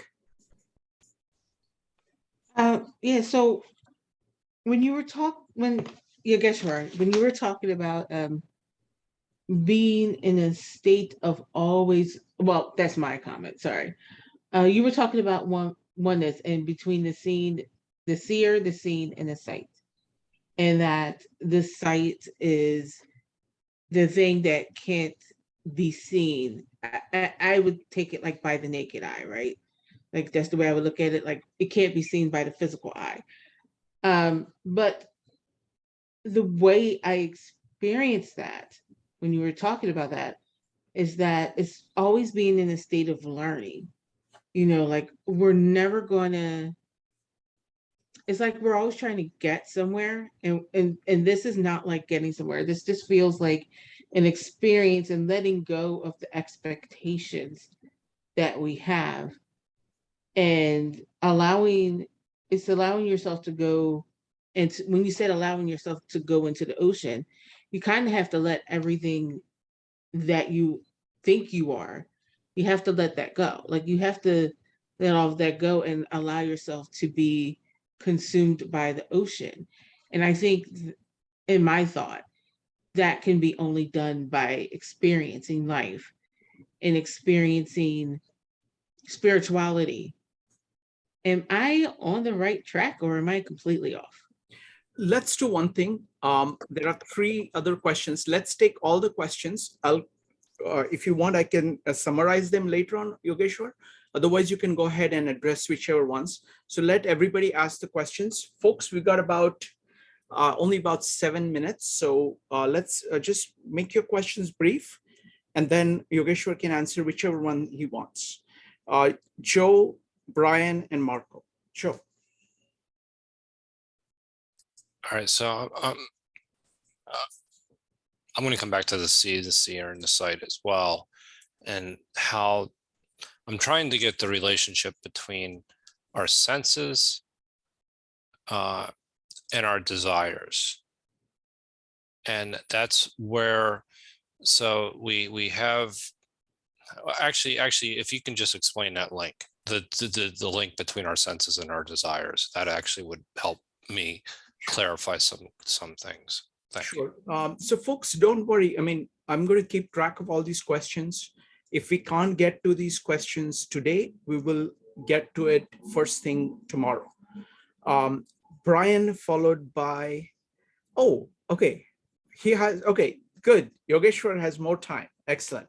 So, but let's do the same thing. Let's go ahead and put all the questions on the table, and then we will go to Yogeshwar. Brian, go ahead. So when I was listening to this, I had a very consistent, clear image that wasn't exactly the same as what Yogi Shar was talking about, but I wanted to share it in case he had a reaction, a response to it. Yes, if you will, there's a glass as he's described, and there's the seen and the seer. And I guess I am a seer, or there's a seer in me. But the image that came to me is that the things I'm seeing are also seers, and they are seeing me. So while I'm seeing the scene is also seeing me. And we are, so yes, you could say we're dissolved in an ocean of water, or we're dissolved in an ocean of light, which was another image you came up with that at least I heard, and that, or you could say we're dissolved in an ocean of sight, where everyone and everything is seeing everything else. And so it's not a question of the hierarchy, or it's an in-betweenness and the sight that everything is seeing everything else. I mean, that was just a very consistent, clear image I had while he was speaking. Brian, that is actually very beautiful, and I think it's very profound. So we'll let's let's take one more question, and then Yogeshwar has time now, so he can address each of them individually. Marco, go ahead. This was actually from the previous chapters. I didn't understand what the veil was between the Atman and the world. Wonderful. Excellent. So let us take them backwards one by one. So the first one is Marco's question. Yogeshwar, go ahead. Yes. So the veil between the Atman and the veil is on the Atman, and he who is veiled is called the Atman, is called the Jiva. He who is unveiled is called the Brahman. He who just has the knowledge as it is supposed to be. He who has known that he is Brahman, he is the Brahman. There is no qualitative difference between the Atman and the Brahman. The only difference is the veil. And talking about the veil now, the veil is the ignorance that we have. The veil is the delusions that we have. The veil in Sanskrit is called Prakriti, and in English could be translated as those qualities that we have, the qualities that we put to ourselves. Then also, the veil also includes the self, or the concept of the ego, that I am. Because where there is the concept of I am, then that will be a boundary between yourself and the ocean. It won't allow yourself to dissolve within the ocean. So the veil is everything that stops that drop from becoming one with the ocean. The veil is that sort of like the oil in between that separates that drop from the ocean. Wonderful, very well put. So I'll just add one more thing to using like Taoist ideas here, or ideas of attachment. So what he's saying is that what is being said here is that there is this core that is manifesting itself, but when you get attached to the manifestations, and your entire consciousness is just focused on the manifestations, the 10,000 things, and you get attached to them, you're seeing only that. And that actually creates, that attachment is creating the veil, which is stopping you from seeing this entire movement from the center to the periphery, because you're attached to this thing in the middle, those 10,000 things that are there. You're just focused on those. You are attached to those particular things. And because you're attached to that, that's like a veil that is stopping you from seeing yourself and the reality at the same, and the manifested at the same time. The fantastic observation by Brian, where he talks about seeing that whatever is being seen is seeing you. So it's kind of like an ocean of sight itself. So any thoughts about that?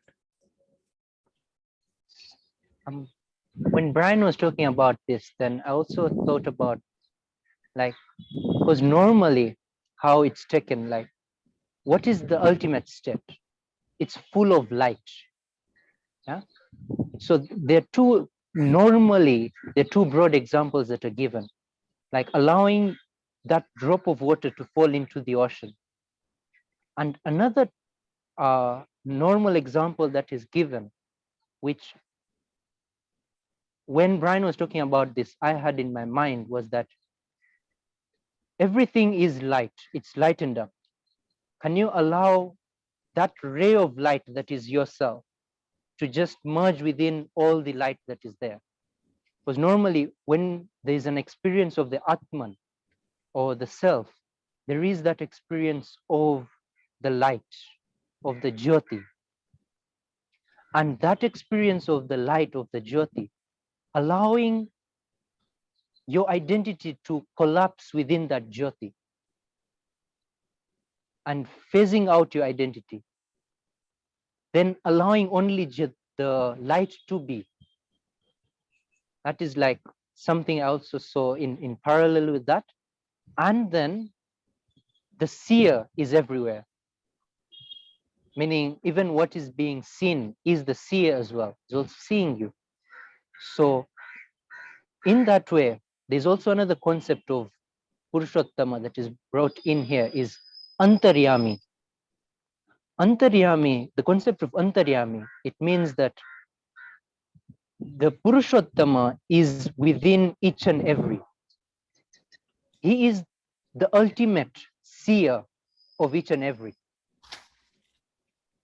And even in something like an animal or another person, the Purushottama is. Also, he is also seeing through, and you also seeing through. So from both sides, seeing is happening, like sight is happening. So everything, every living being, everything is just in this constant merge of being seen and seeing as well.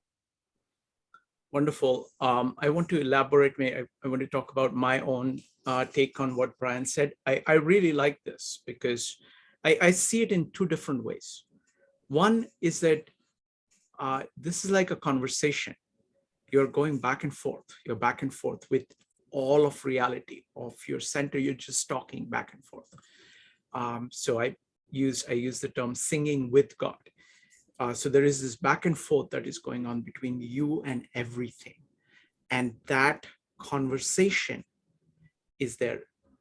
Switching the senses from the visual to audio is a very powerful way of seeing it.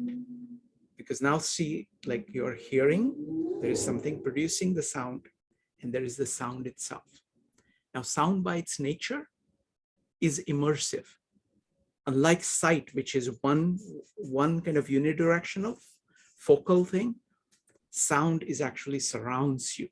So so you can see this ocean-like quality of the kind of unmanifested and manifested sound, filling everything, connecting everything together. Next up, so Brian, would you like to comment or any thoughts on that? Thoughts on anything that Yogeshwar or I said? I like what you both said, and the sound, I like that. It's just another way to talk about it. But the last thing you said was making the point that I hadn't made. There is the sight and the things we're seeing, but then there is the sight and the things we're not seeing. And so you said it with the, I don't know, the audible and inaudible sounds. I forget exactly the term you used. Thank you. Thank you, Brian. Next is the question by Joe. What can you talk about senses and desires and the connection between them? So the senses on their own, they are what is manifest. It is what the unmanifest is using to show itself. And also it's what is bringing in any activity from the manifest to show the love of the unmanifest that is there onto this manifest that is here. Both ways. The senses allow a two-way direction. What the senses are a door. Now, a door allows you to get into the house, also allows you to get out of the house. It's not a one-way thing. So the senses are like a door. Now, that door will allow you to allow information to come in and also go out, because like you speak and you'll also express yourself through your senses, everything. In that way, that is one aspect in which you can contact with the manifest. That is one point of contact. When that point of contact is only for the manifest, then it brings about attachments. When it's only for something that is able to be gotten by the senses, then it brings about attachment. What attachment is everything that brings about the more of ego. For example, when we say I identify myself with like I am a person who is always angry, then you're identifying yourself with that. That brings about the attachment. Whatever allows the ego to become concentrated in one place is what brings about attachment. Even with the senses, it's the same thing. When you identify yourself with one type of sense object or one type of sense, then you'll get attached to it. You'll get to attach to the sense itself and the sense object here. Why you're being attached to that is because you're receiving some happiness from it. And that is a good thing in one sense, because happiness is what will take you towards the end, to what will take you towards the unmanifest. You can't go towards the unmanifest without any happiness, without the joy. What everyone is looking for in the whole world is joy, is happiness. What we are doing is, what we are taking as happiness or joy sometimes is not the real happiness or the real joy. It is just running away from sorrow that we are calling happiness. And we should have a distinction between those. When, like, for example, when we are carrying something on our heads, yes? When we put it down, we'll feel that, oh, I'm happy now. This is just an example. But is that happiness, or is it just relief from sorrow that was a burden for you? We all want happiness, but are we going towards the real happiness, or are we just putting off the burdens from ourselves? Or are we just running away? And what we normally do in other situations is, when we get upon something that is sorrowful to us, we just try to find something that allows us to run away. Now, we normally don't run away physically, but what we try to do is run away mentally.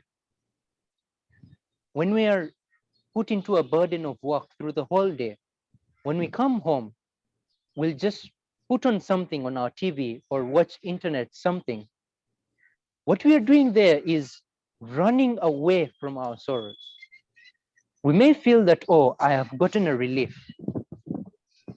And that should not be identified as happiness per se.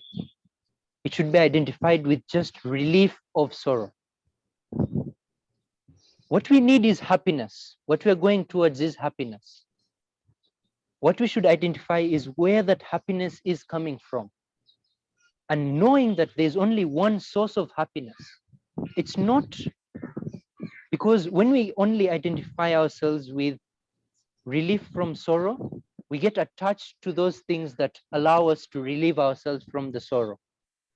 However, when we know what happiness is, in true sense, when we get to the happiness, because happiness only comes from one source, which is the unmanifest. If you look for the true definition of happiness, if you get to the true experience of happiness, only one source is there, which is the unmanifest. That source of happiness will allow you to go towards the unmanifest. Now, what happens in between that is we get attached slowly to those things that allow us to get away from the sorrow, that allow us to run away from the sorrow. And then also sometimes we get attached to the tools that we use that allow us to get away from the sorrow. Two different things, because running away from sorrow, getting attached to the running away is one thing, and getting attached to the tools that help you to run away is another thing. So we may get attached to the TV that allows us to get away from the sorrow. And then also other things like reading a book. It should not be to run away from your thoughts. Rather, it should be to help you to get to the ultimate. So when you're doing it to get to your ultimate, you're doing it without being attached to it. But when you're doing it to run away from your sorrows, you're going to get attached to it at one point in time. So that's how attachment comes about. Wonderful. Thank you. Go ahead, Joe. You had something. I just want to say thank you because that clears it up, and I actually see some links with Stoicism as well. I mean, and then like the pursuit of virtue and the reason why you do something, as opposed to the pursuit of pleasure. Right? You're voiding something. So how do you get to truth? Like, how do you actually get to the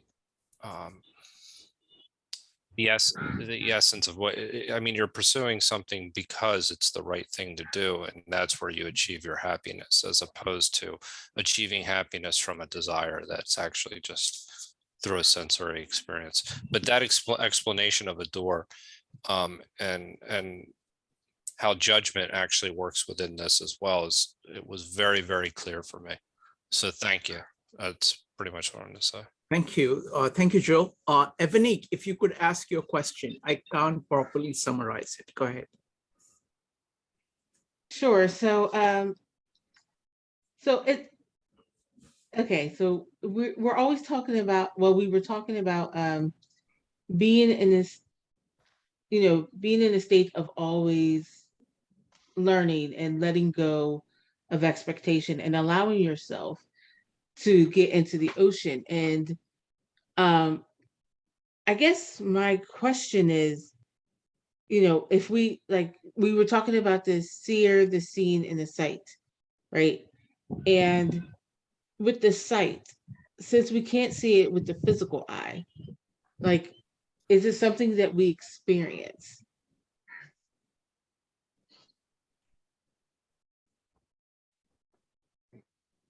Yeah, so the sight, first thing that has to be known is the source of the sight, which is the seer. Until we get to the source of the light, which is the seer, we cannot even intellectually contemplate on what the concept of the sight could be. So the first thing is, if you put it into practice, then it comes.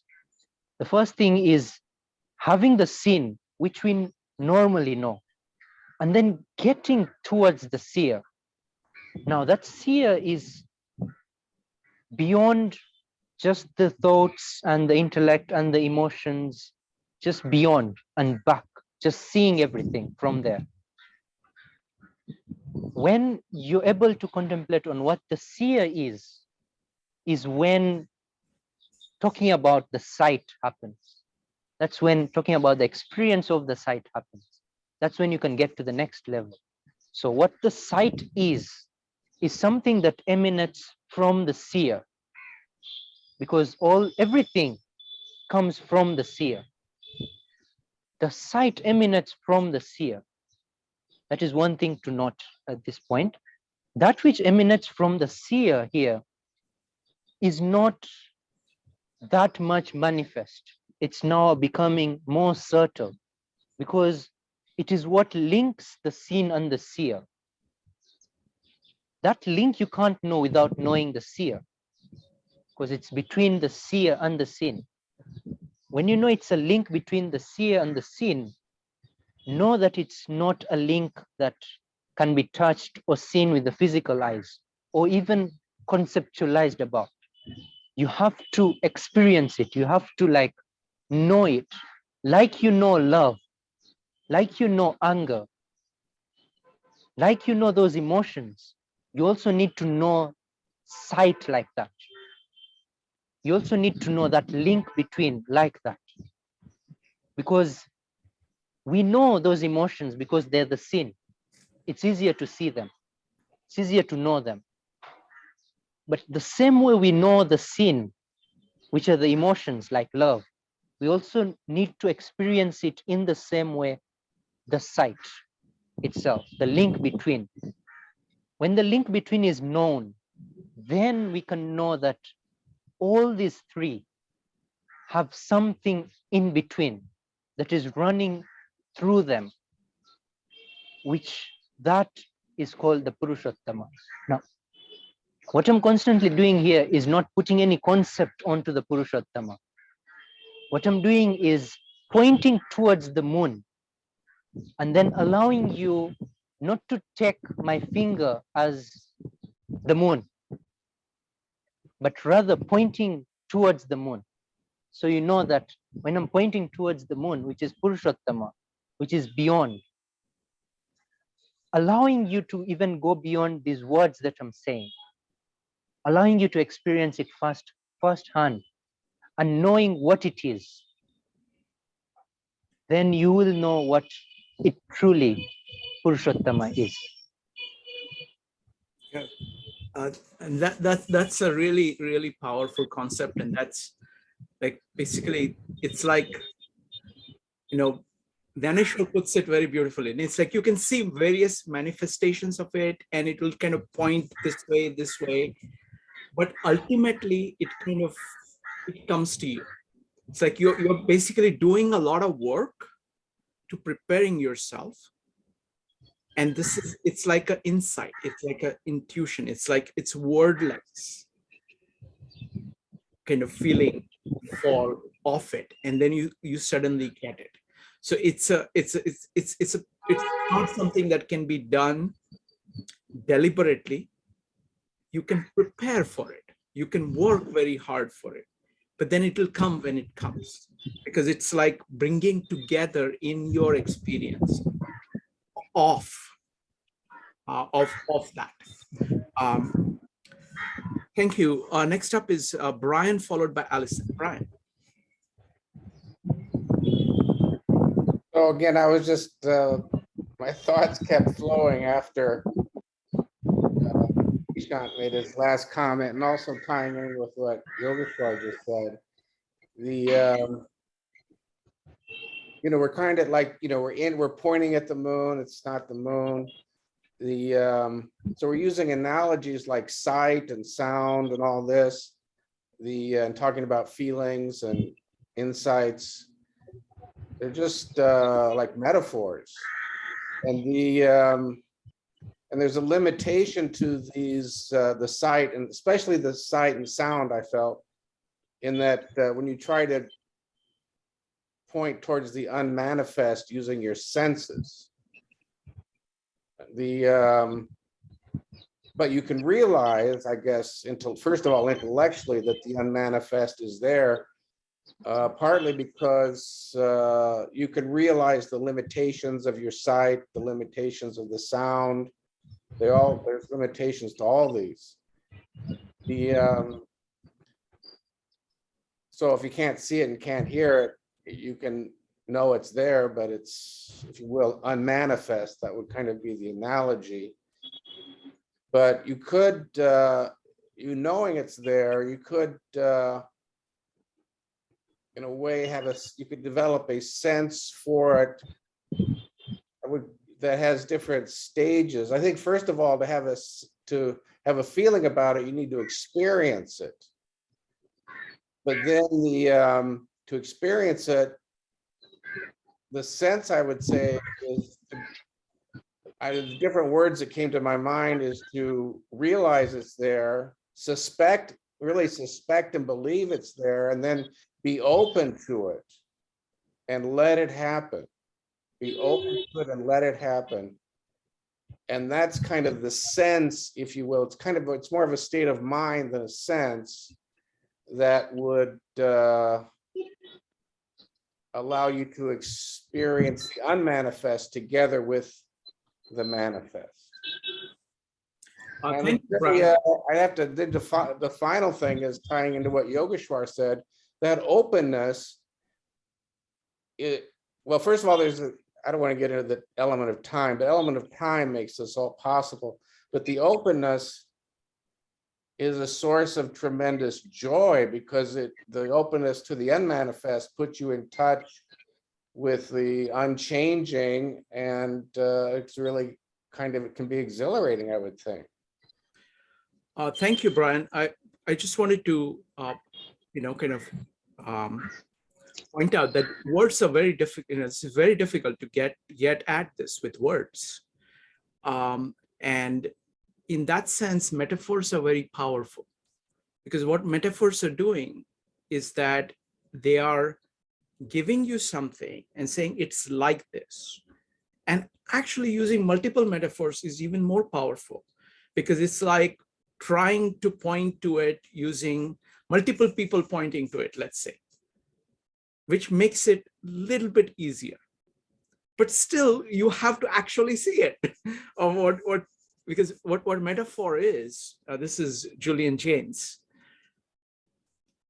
What is going on with metaphor is that you're using what is called a metaphor. Metaphor is basically something that you're more familiar with, like sight you're more familiar with,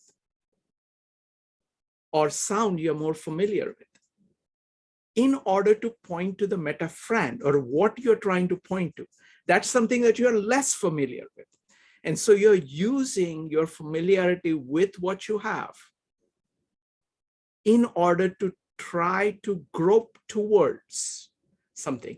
Now, one of the things that Julian Jaynes says, and I think it's profoundly true, all the concepts of consciousness are based on metaphors of things which are physical or bodily. We use that as a starting point. When you look at actually how these words came to be, they were initially about physical actions outside or bodily actions. And then slowly the terminology started to come towards the consciousness, because, and I think that's a very profound identification.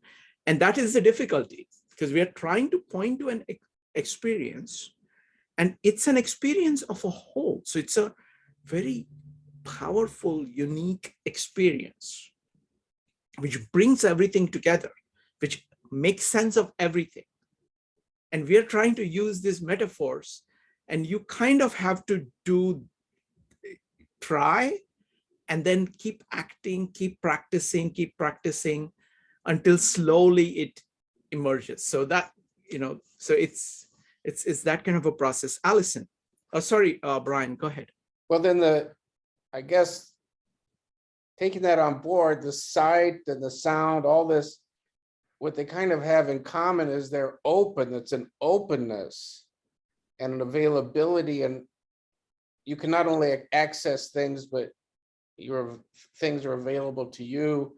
There can be community, and that's, so there's an openness, and I'd say the openness, my sense is after listening to Yogeshwar, is just to be open, not just to the possibility, but to the reality, I don't know, there's different words for it. Again, they're all just words. Expectation of experiencing the unmanifest. And the thing that that was really important to me and what he said is that openness, and when it comes, it's a real source of joy. Absolutely. And it's very tricky, because the thing is that just like some words will take you towards it, some words will take you away from it, because it'll have all kinds of other connotations that bring other, so it's a very, very tricky thing. Yogeshwar, would you like to comment on anything? No, it's fine. Next up is Alison. This might be a metaphor here, but what I was thinking about is that it's like with the arts, because the thing is with the arts, they're very sensual. That's what they are. But good art rises beyond music and sound and paint, and it becomes, and it is very virtuous, because you're speaking to a common humanity amongst people.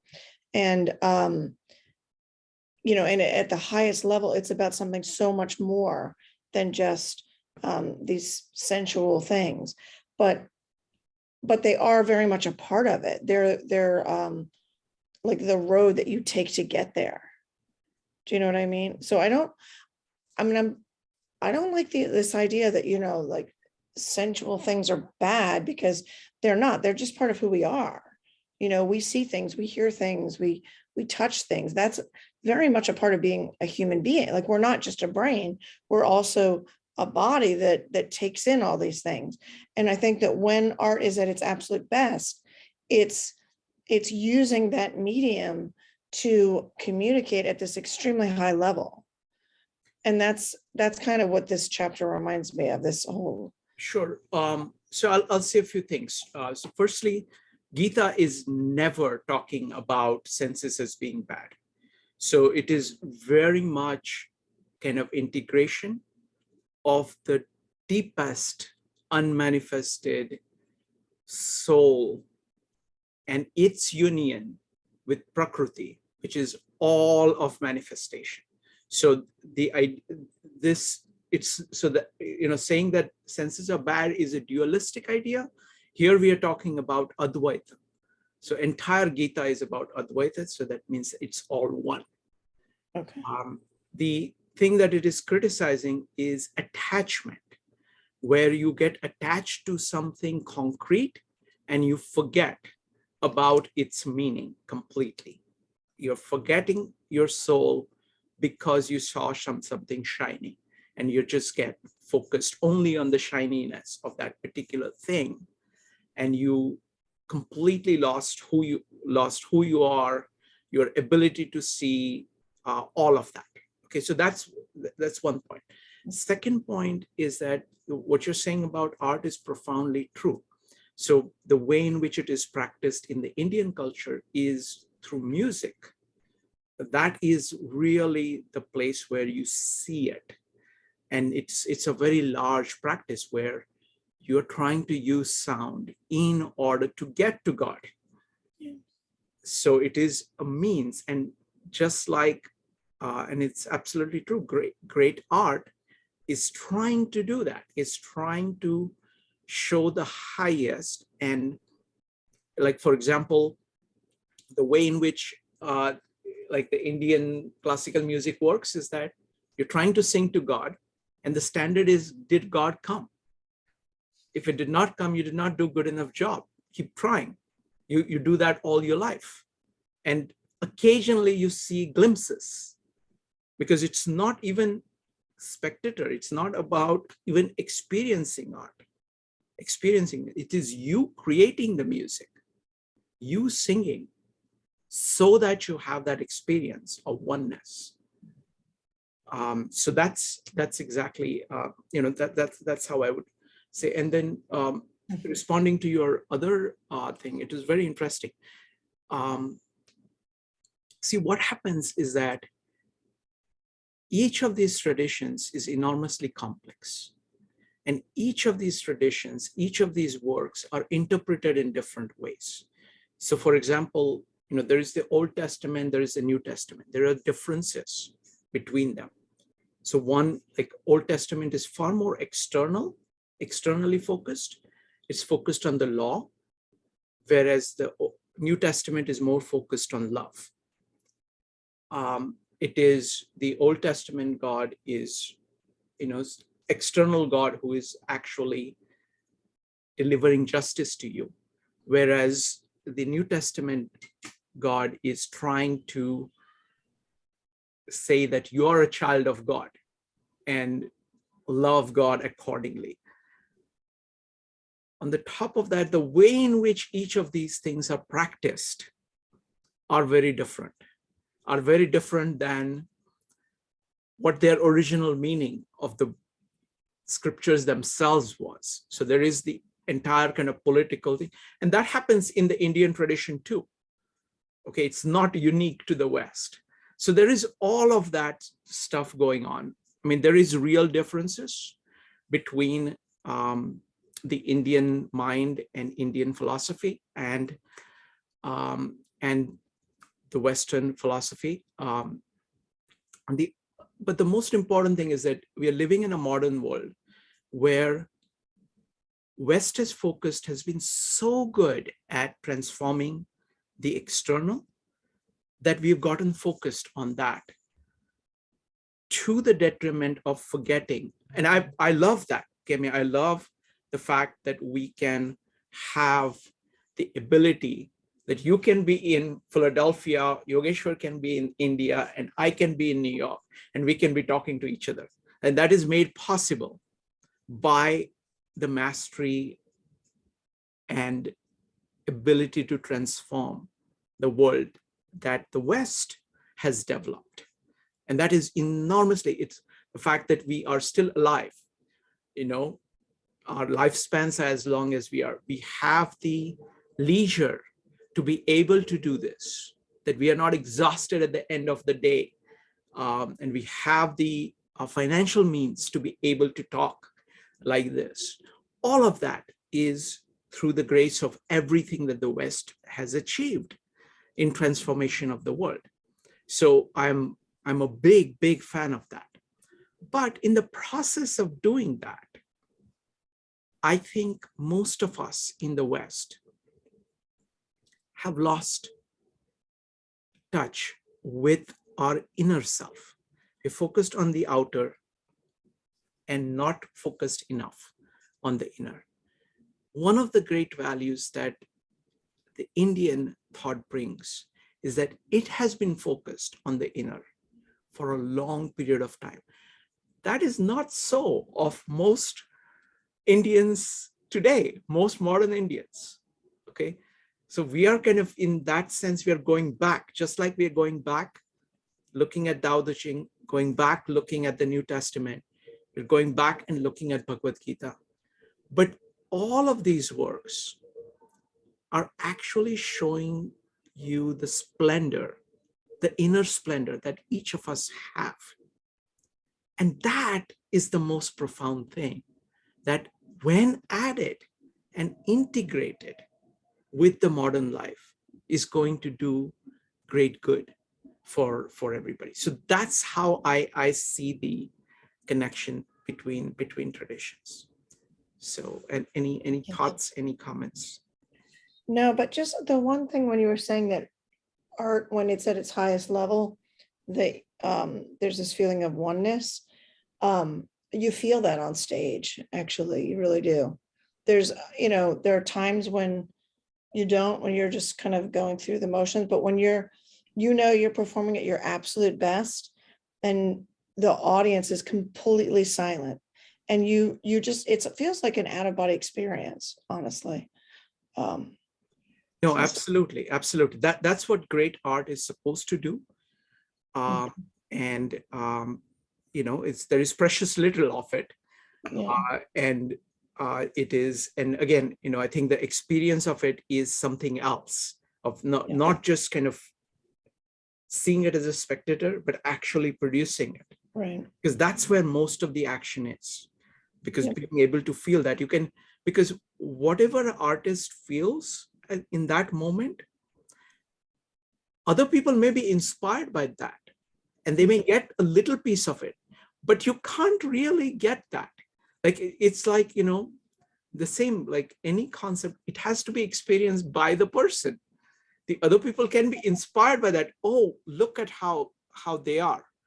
But that's like 1/100th of what that actual experience is. So that's why I'm a big fan of kind of, Well, creative art. Go ahead. I think also, like, this whole idea of being a highly sensitive person. I mean, I've been told I'm too sensitive my entire life. But the thing is, I know every dancer I've ever known who was really, really, really good at it, they're all very, very emotional people. And you have to be, because you can't show it on stage if you don't feel it inside. And it doesn't mean you react to everything. You have to learn when to react and when not to react. But you're still just, some people are very even keeled, and some people just feel deeply.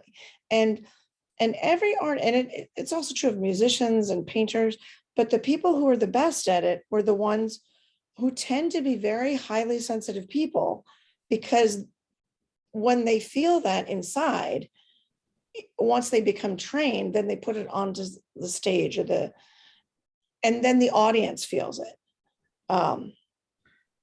It's a very odd combination, I think, when I look at great artists that I know, it's a very odd combination. So on one hand, they are extremely emotionally sensitive. They're extremely emotional. But more importantly, they are more intuitive, in the sense that their emotions, like, there are emotional people who are not great artists. Right. Their emotions are fragmented. A great artist has, on the top of the emotionalism, like tremendous emotions, they have an intuition that holds together the emotions.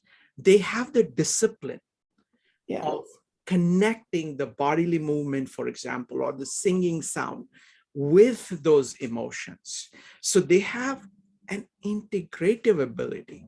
Most of it is not verbal, but nevertheless, it's an integrating ability. So their emotions are integrated, so they can produce this one with all its variation, all the expressions, all like Beethoven's symphony.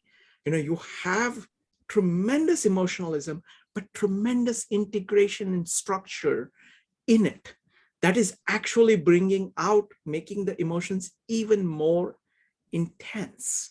So I see integration at a emotional, physical level, non-verbal level, as being the hallmark of great art. One thing that Martha Graham used to talk about a lot was economy of movement. And so what you would do is you took all those emotions, but you had to learn how to control it in such a way to get the maximum effect. So you're not just going on stage and just like throwing up your emotions, you're playing with each movement, and the timing of it, and the interplay between the movement and the music, to get them really, to get economy of movement, and to get the most the most bang for your buck, to have the greatest effect on the audience. Yeah, and that requires a level of discipline and work. Absolutely. It would make any kind of, laborious work look piece of cake by comparison. Exactly. Because you have to train that. You have to train that so that it becomes a part of you. So when you are actually performing, when you're actually producing the art, that flows through you. Beautiful. Fantastic points. Thank you, Allison. Next up is Brian.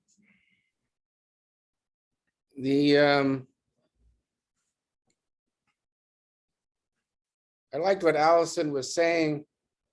The we started out by discussing how it tied in with what Yogeshwar was talking about.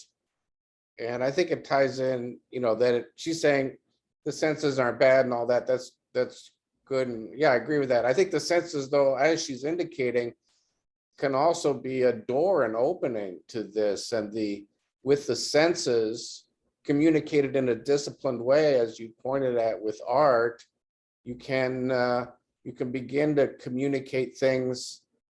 And here I think it might be trivial, and I don't think it's equivalent, but the sense that you evoke, that you communicate is, and again, I don't think there's an equivalence here, but it's kind of like the things that Yogeshwar is pointing at, an awareness that goes beyond the senses. These intuition, the emotions that are communicated obviously go beyond the senses. And that I think so the art too can be a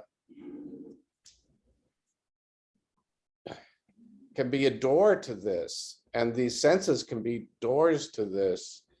The reason I think it's not an equivalence is that I think he's pointing at something kind of deeper, something that's more enduring than the feelings you might get from art. For example, I said exhilaration. When I said you get a sense of exhilaration, from this openness, I think that would be a passing emotion. And the kind so of, I mean, it would require you really need, so for example, entire Indian classical music is designed for that.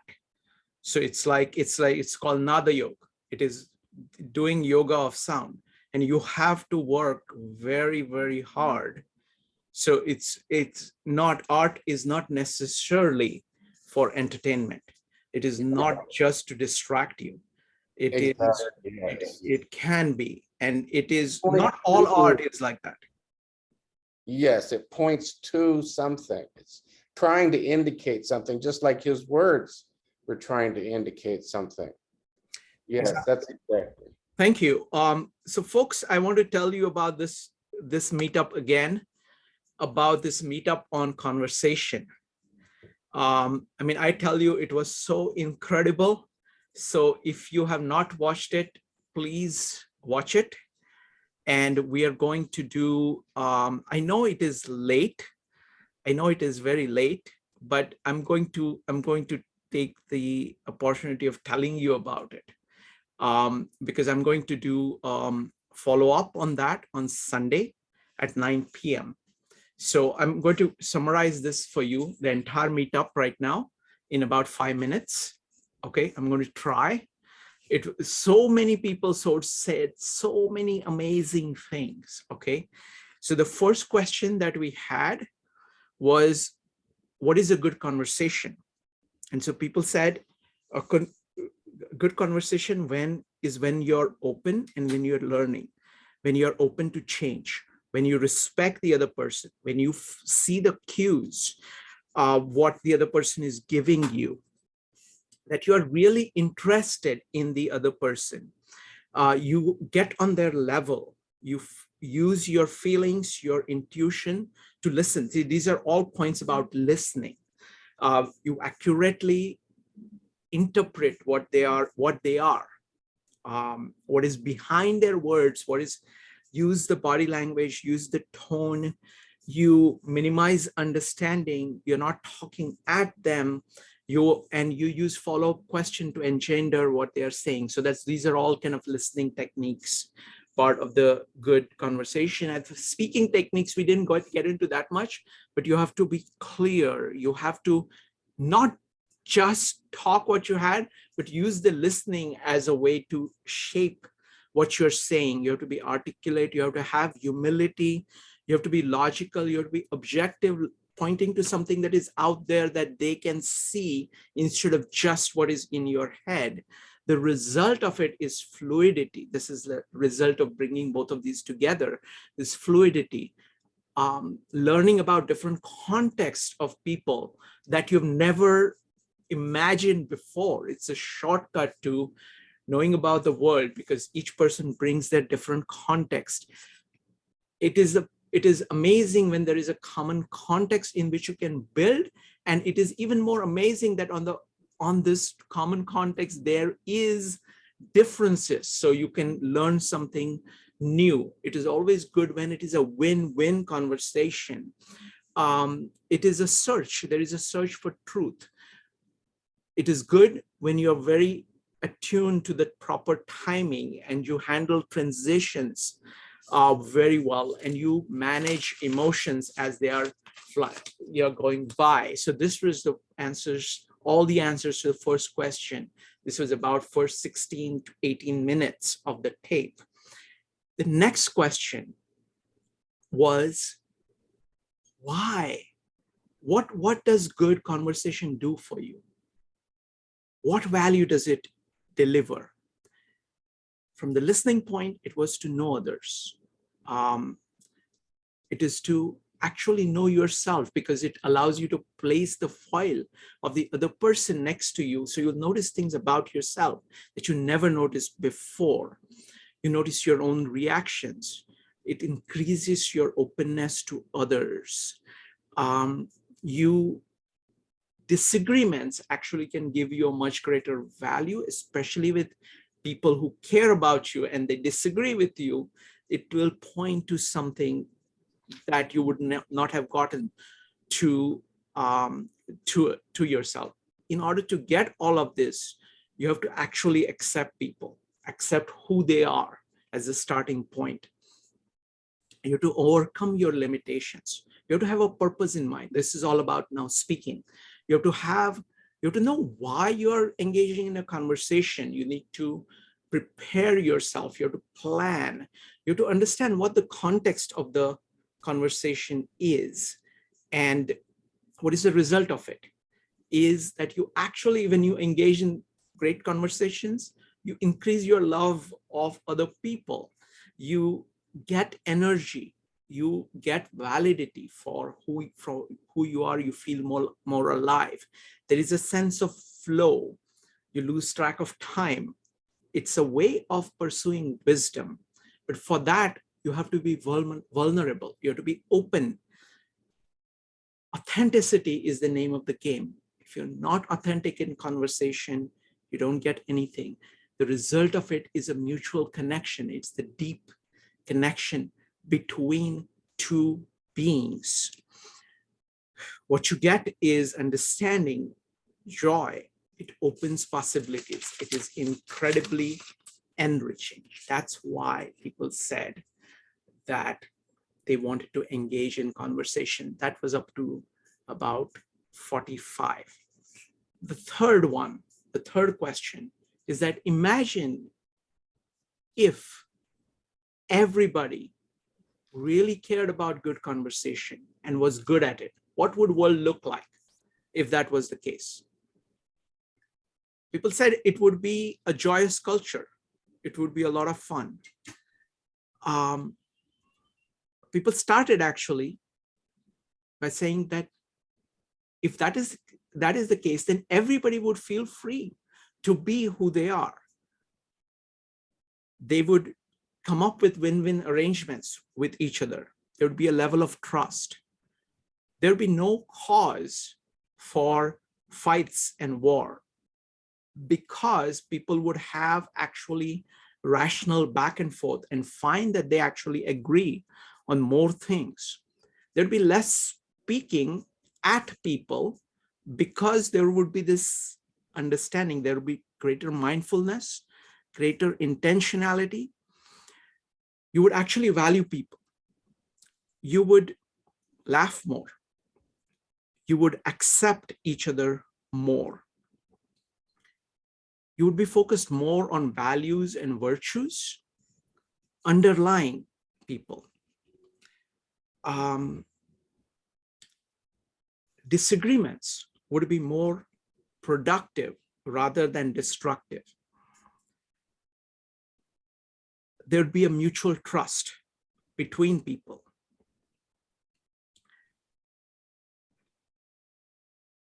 People would take time to understand each other, not do snap judgments, be more compassionate. And good people would speak more rather than keeping quiet as they mostly do now. These are some of the results of what would happen if everybody cared about good conversation and was good at it. Last question, which starts around 60-minute mark, was about, so what can you do to have a better conversation? These are various things people said. Firstly, you cut out sarcasm, make disagreements productive, engage in diplomacy, try to have a model of what the other person is doing, deal with uncertainty, be fact-based instead of just talking about your opinions or feelings, be fact-based, use principles of what you're going to do, be present, think more before you speak, listen, listen, listen. That was the biggest thing. Use conversation starters. Be alive to cues that people are giving you, verbal or subverbal. Use the technique of repeating back when you hear something somebody is saying. Repeat back to them. Ask them, is that what, did I get what you're saying? Then ask them to say, can you say more about it? Invite them to speak more. Use some stock responses. Have I explained myself clearly? What would you like me to do? So just see what their intentions are. These are some of the things that people said, okay? So it was an incredible meetup. So what I'm going to do is that this is my quick, I've just read the notes. I didn't think it was fairly short, 5 minutes. So this is what it was about. So I'm telling you, it was an incredible conversation. And what I'm going to do is that I'm going to organize this. Currently, it is not organized. So I'm going to organize all of this and see the picture that emerges. And the big questions that we are going to ask are, what makes a good conversation work? How should you listen? How should you speak? And how do you apply these conversation principles to different contexts? How does it apply to one-on-one conversation? How does it apply to small groups of, like, say, 3 or 4 people? How does it apply to a large group like this? How does it apply in a business context? How does it apply to strangers? How does it apply to friends and family? So those are the questions. So we're going to take all of this for granted. So I firstly encourage you to attend if you can. Otherwise, watch the video. The Sunday meetup at Sunday at 9 o'clock. If you're coming to the meetup, please, if you can, watch this video. It's one of the best videos that we've done. Best meetups. So that was my take. Now, what do you guys think, Brian? Oh, I'm downloading the conversation. The Okay. YouTube conversation. Okay. I think it's great. I'll just say I'm very excited about it. Wonderful. Joe and Evanique, you were there. Did I do a decent job of summarizing? Yes. Yes. I mean, absolutely. No, I mean, I was actually writing down some of the things again. So, and that was pretty much everything that I could remember. So, Excellent. Excellent. yes, you really do capture it. All right, Yogeshwar, I hope, so thank you very much for sticking around. And I hope you enjoyed this one too. And we will see you soon. If you want to talk more about Jung or James, just come for 15 minutes early tomorrow and we'll continue that. All right. Bye, Yogeshwar. Wait, bye, everybody. Was there a conversation about Jung? No. I was just talking to Yogeshwar. Yogeshwar wanted to put some questions on Jung. So invite him to come a little bit earlier tomorrow so I can talk more. Oh, that'll be a good conversation. All right. See you folks. Bye. Bye. Bye, everybody. Bye.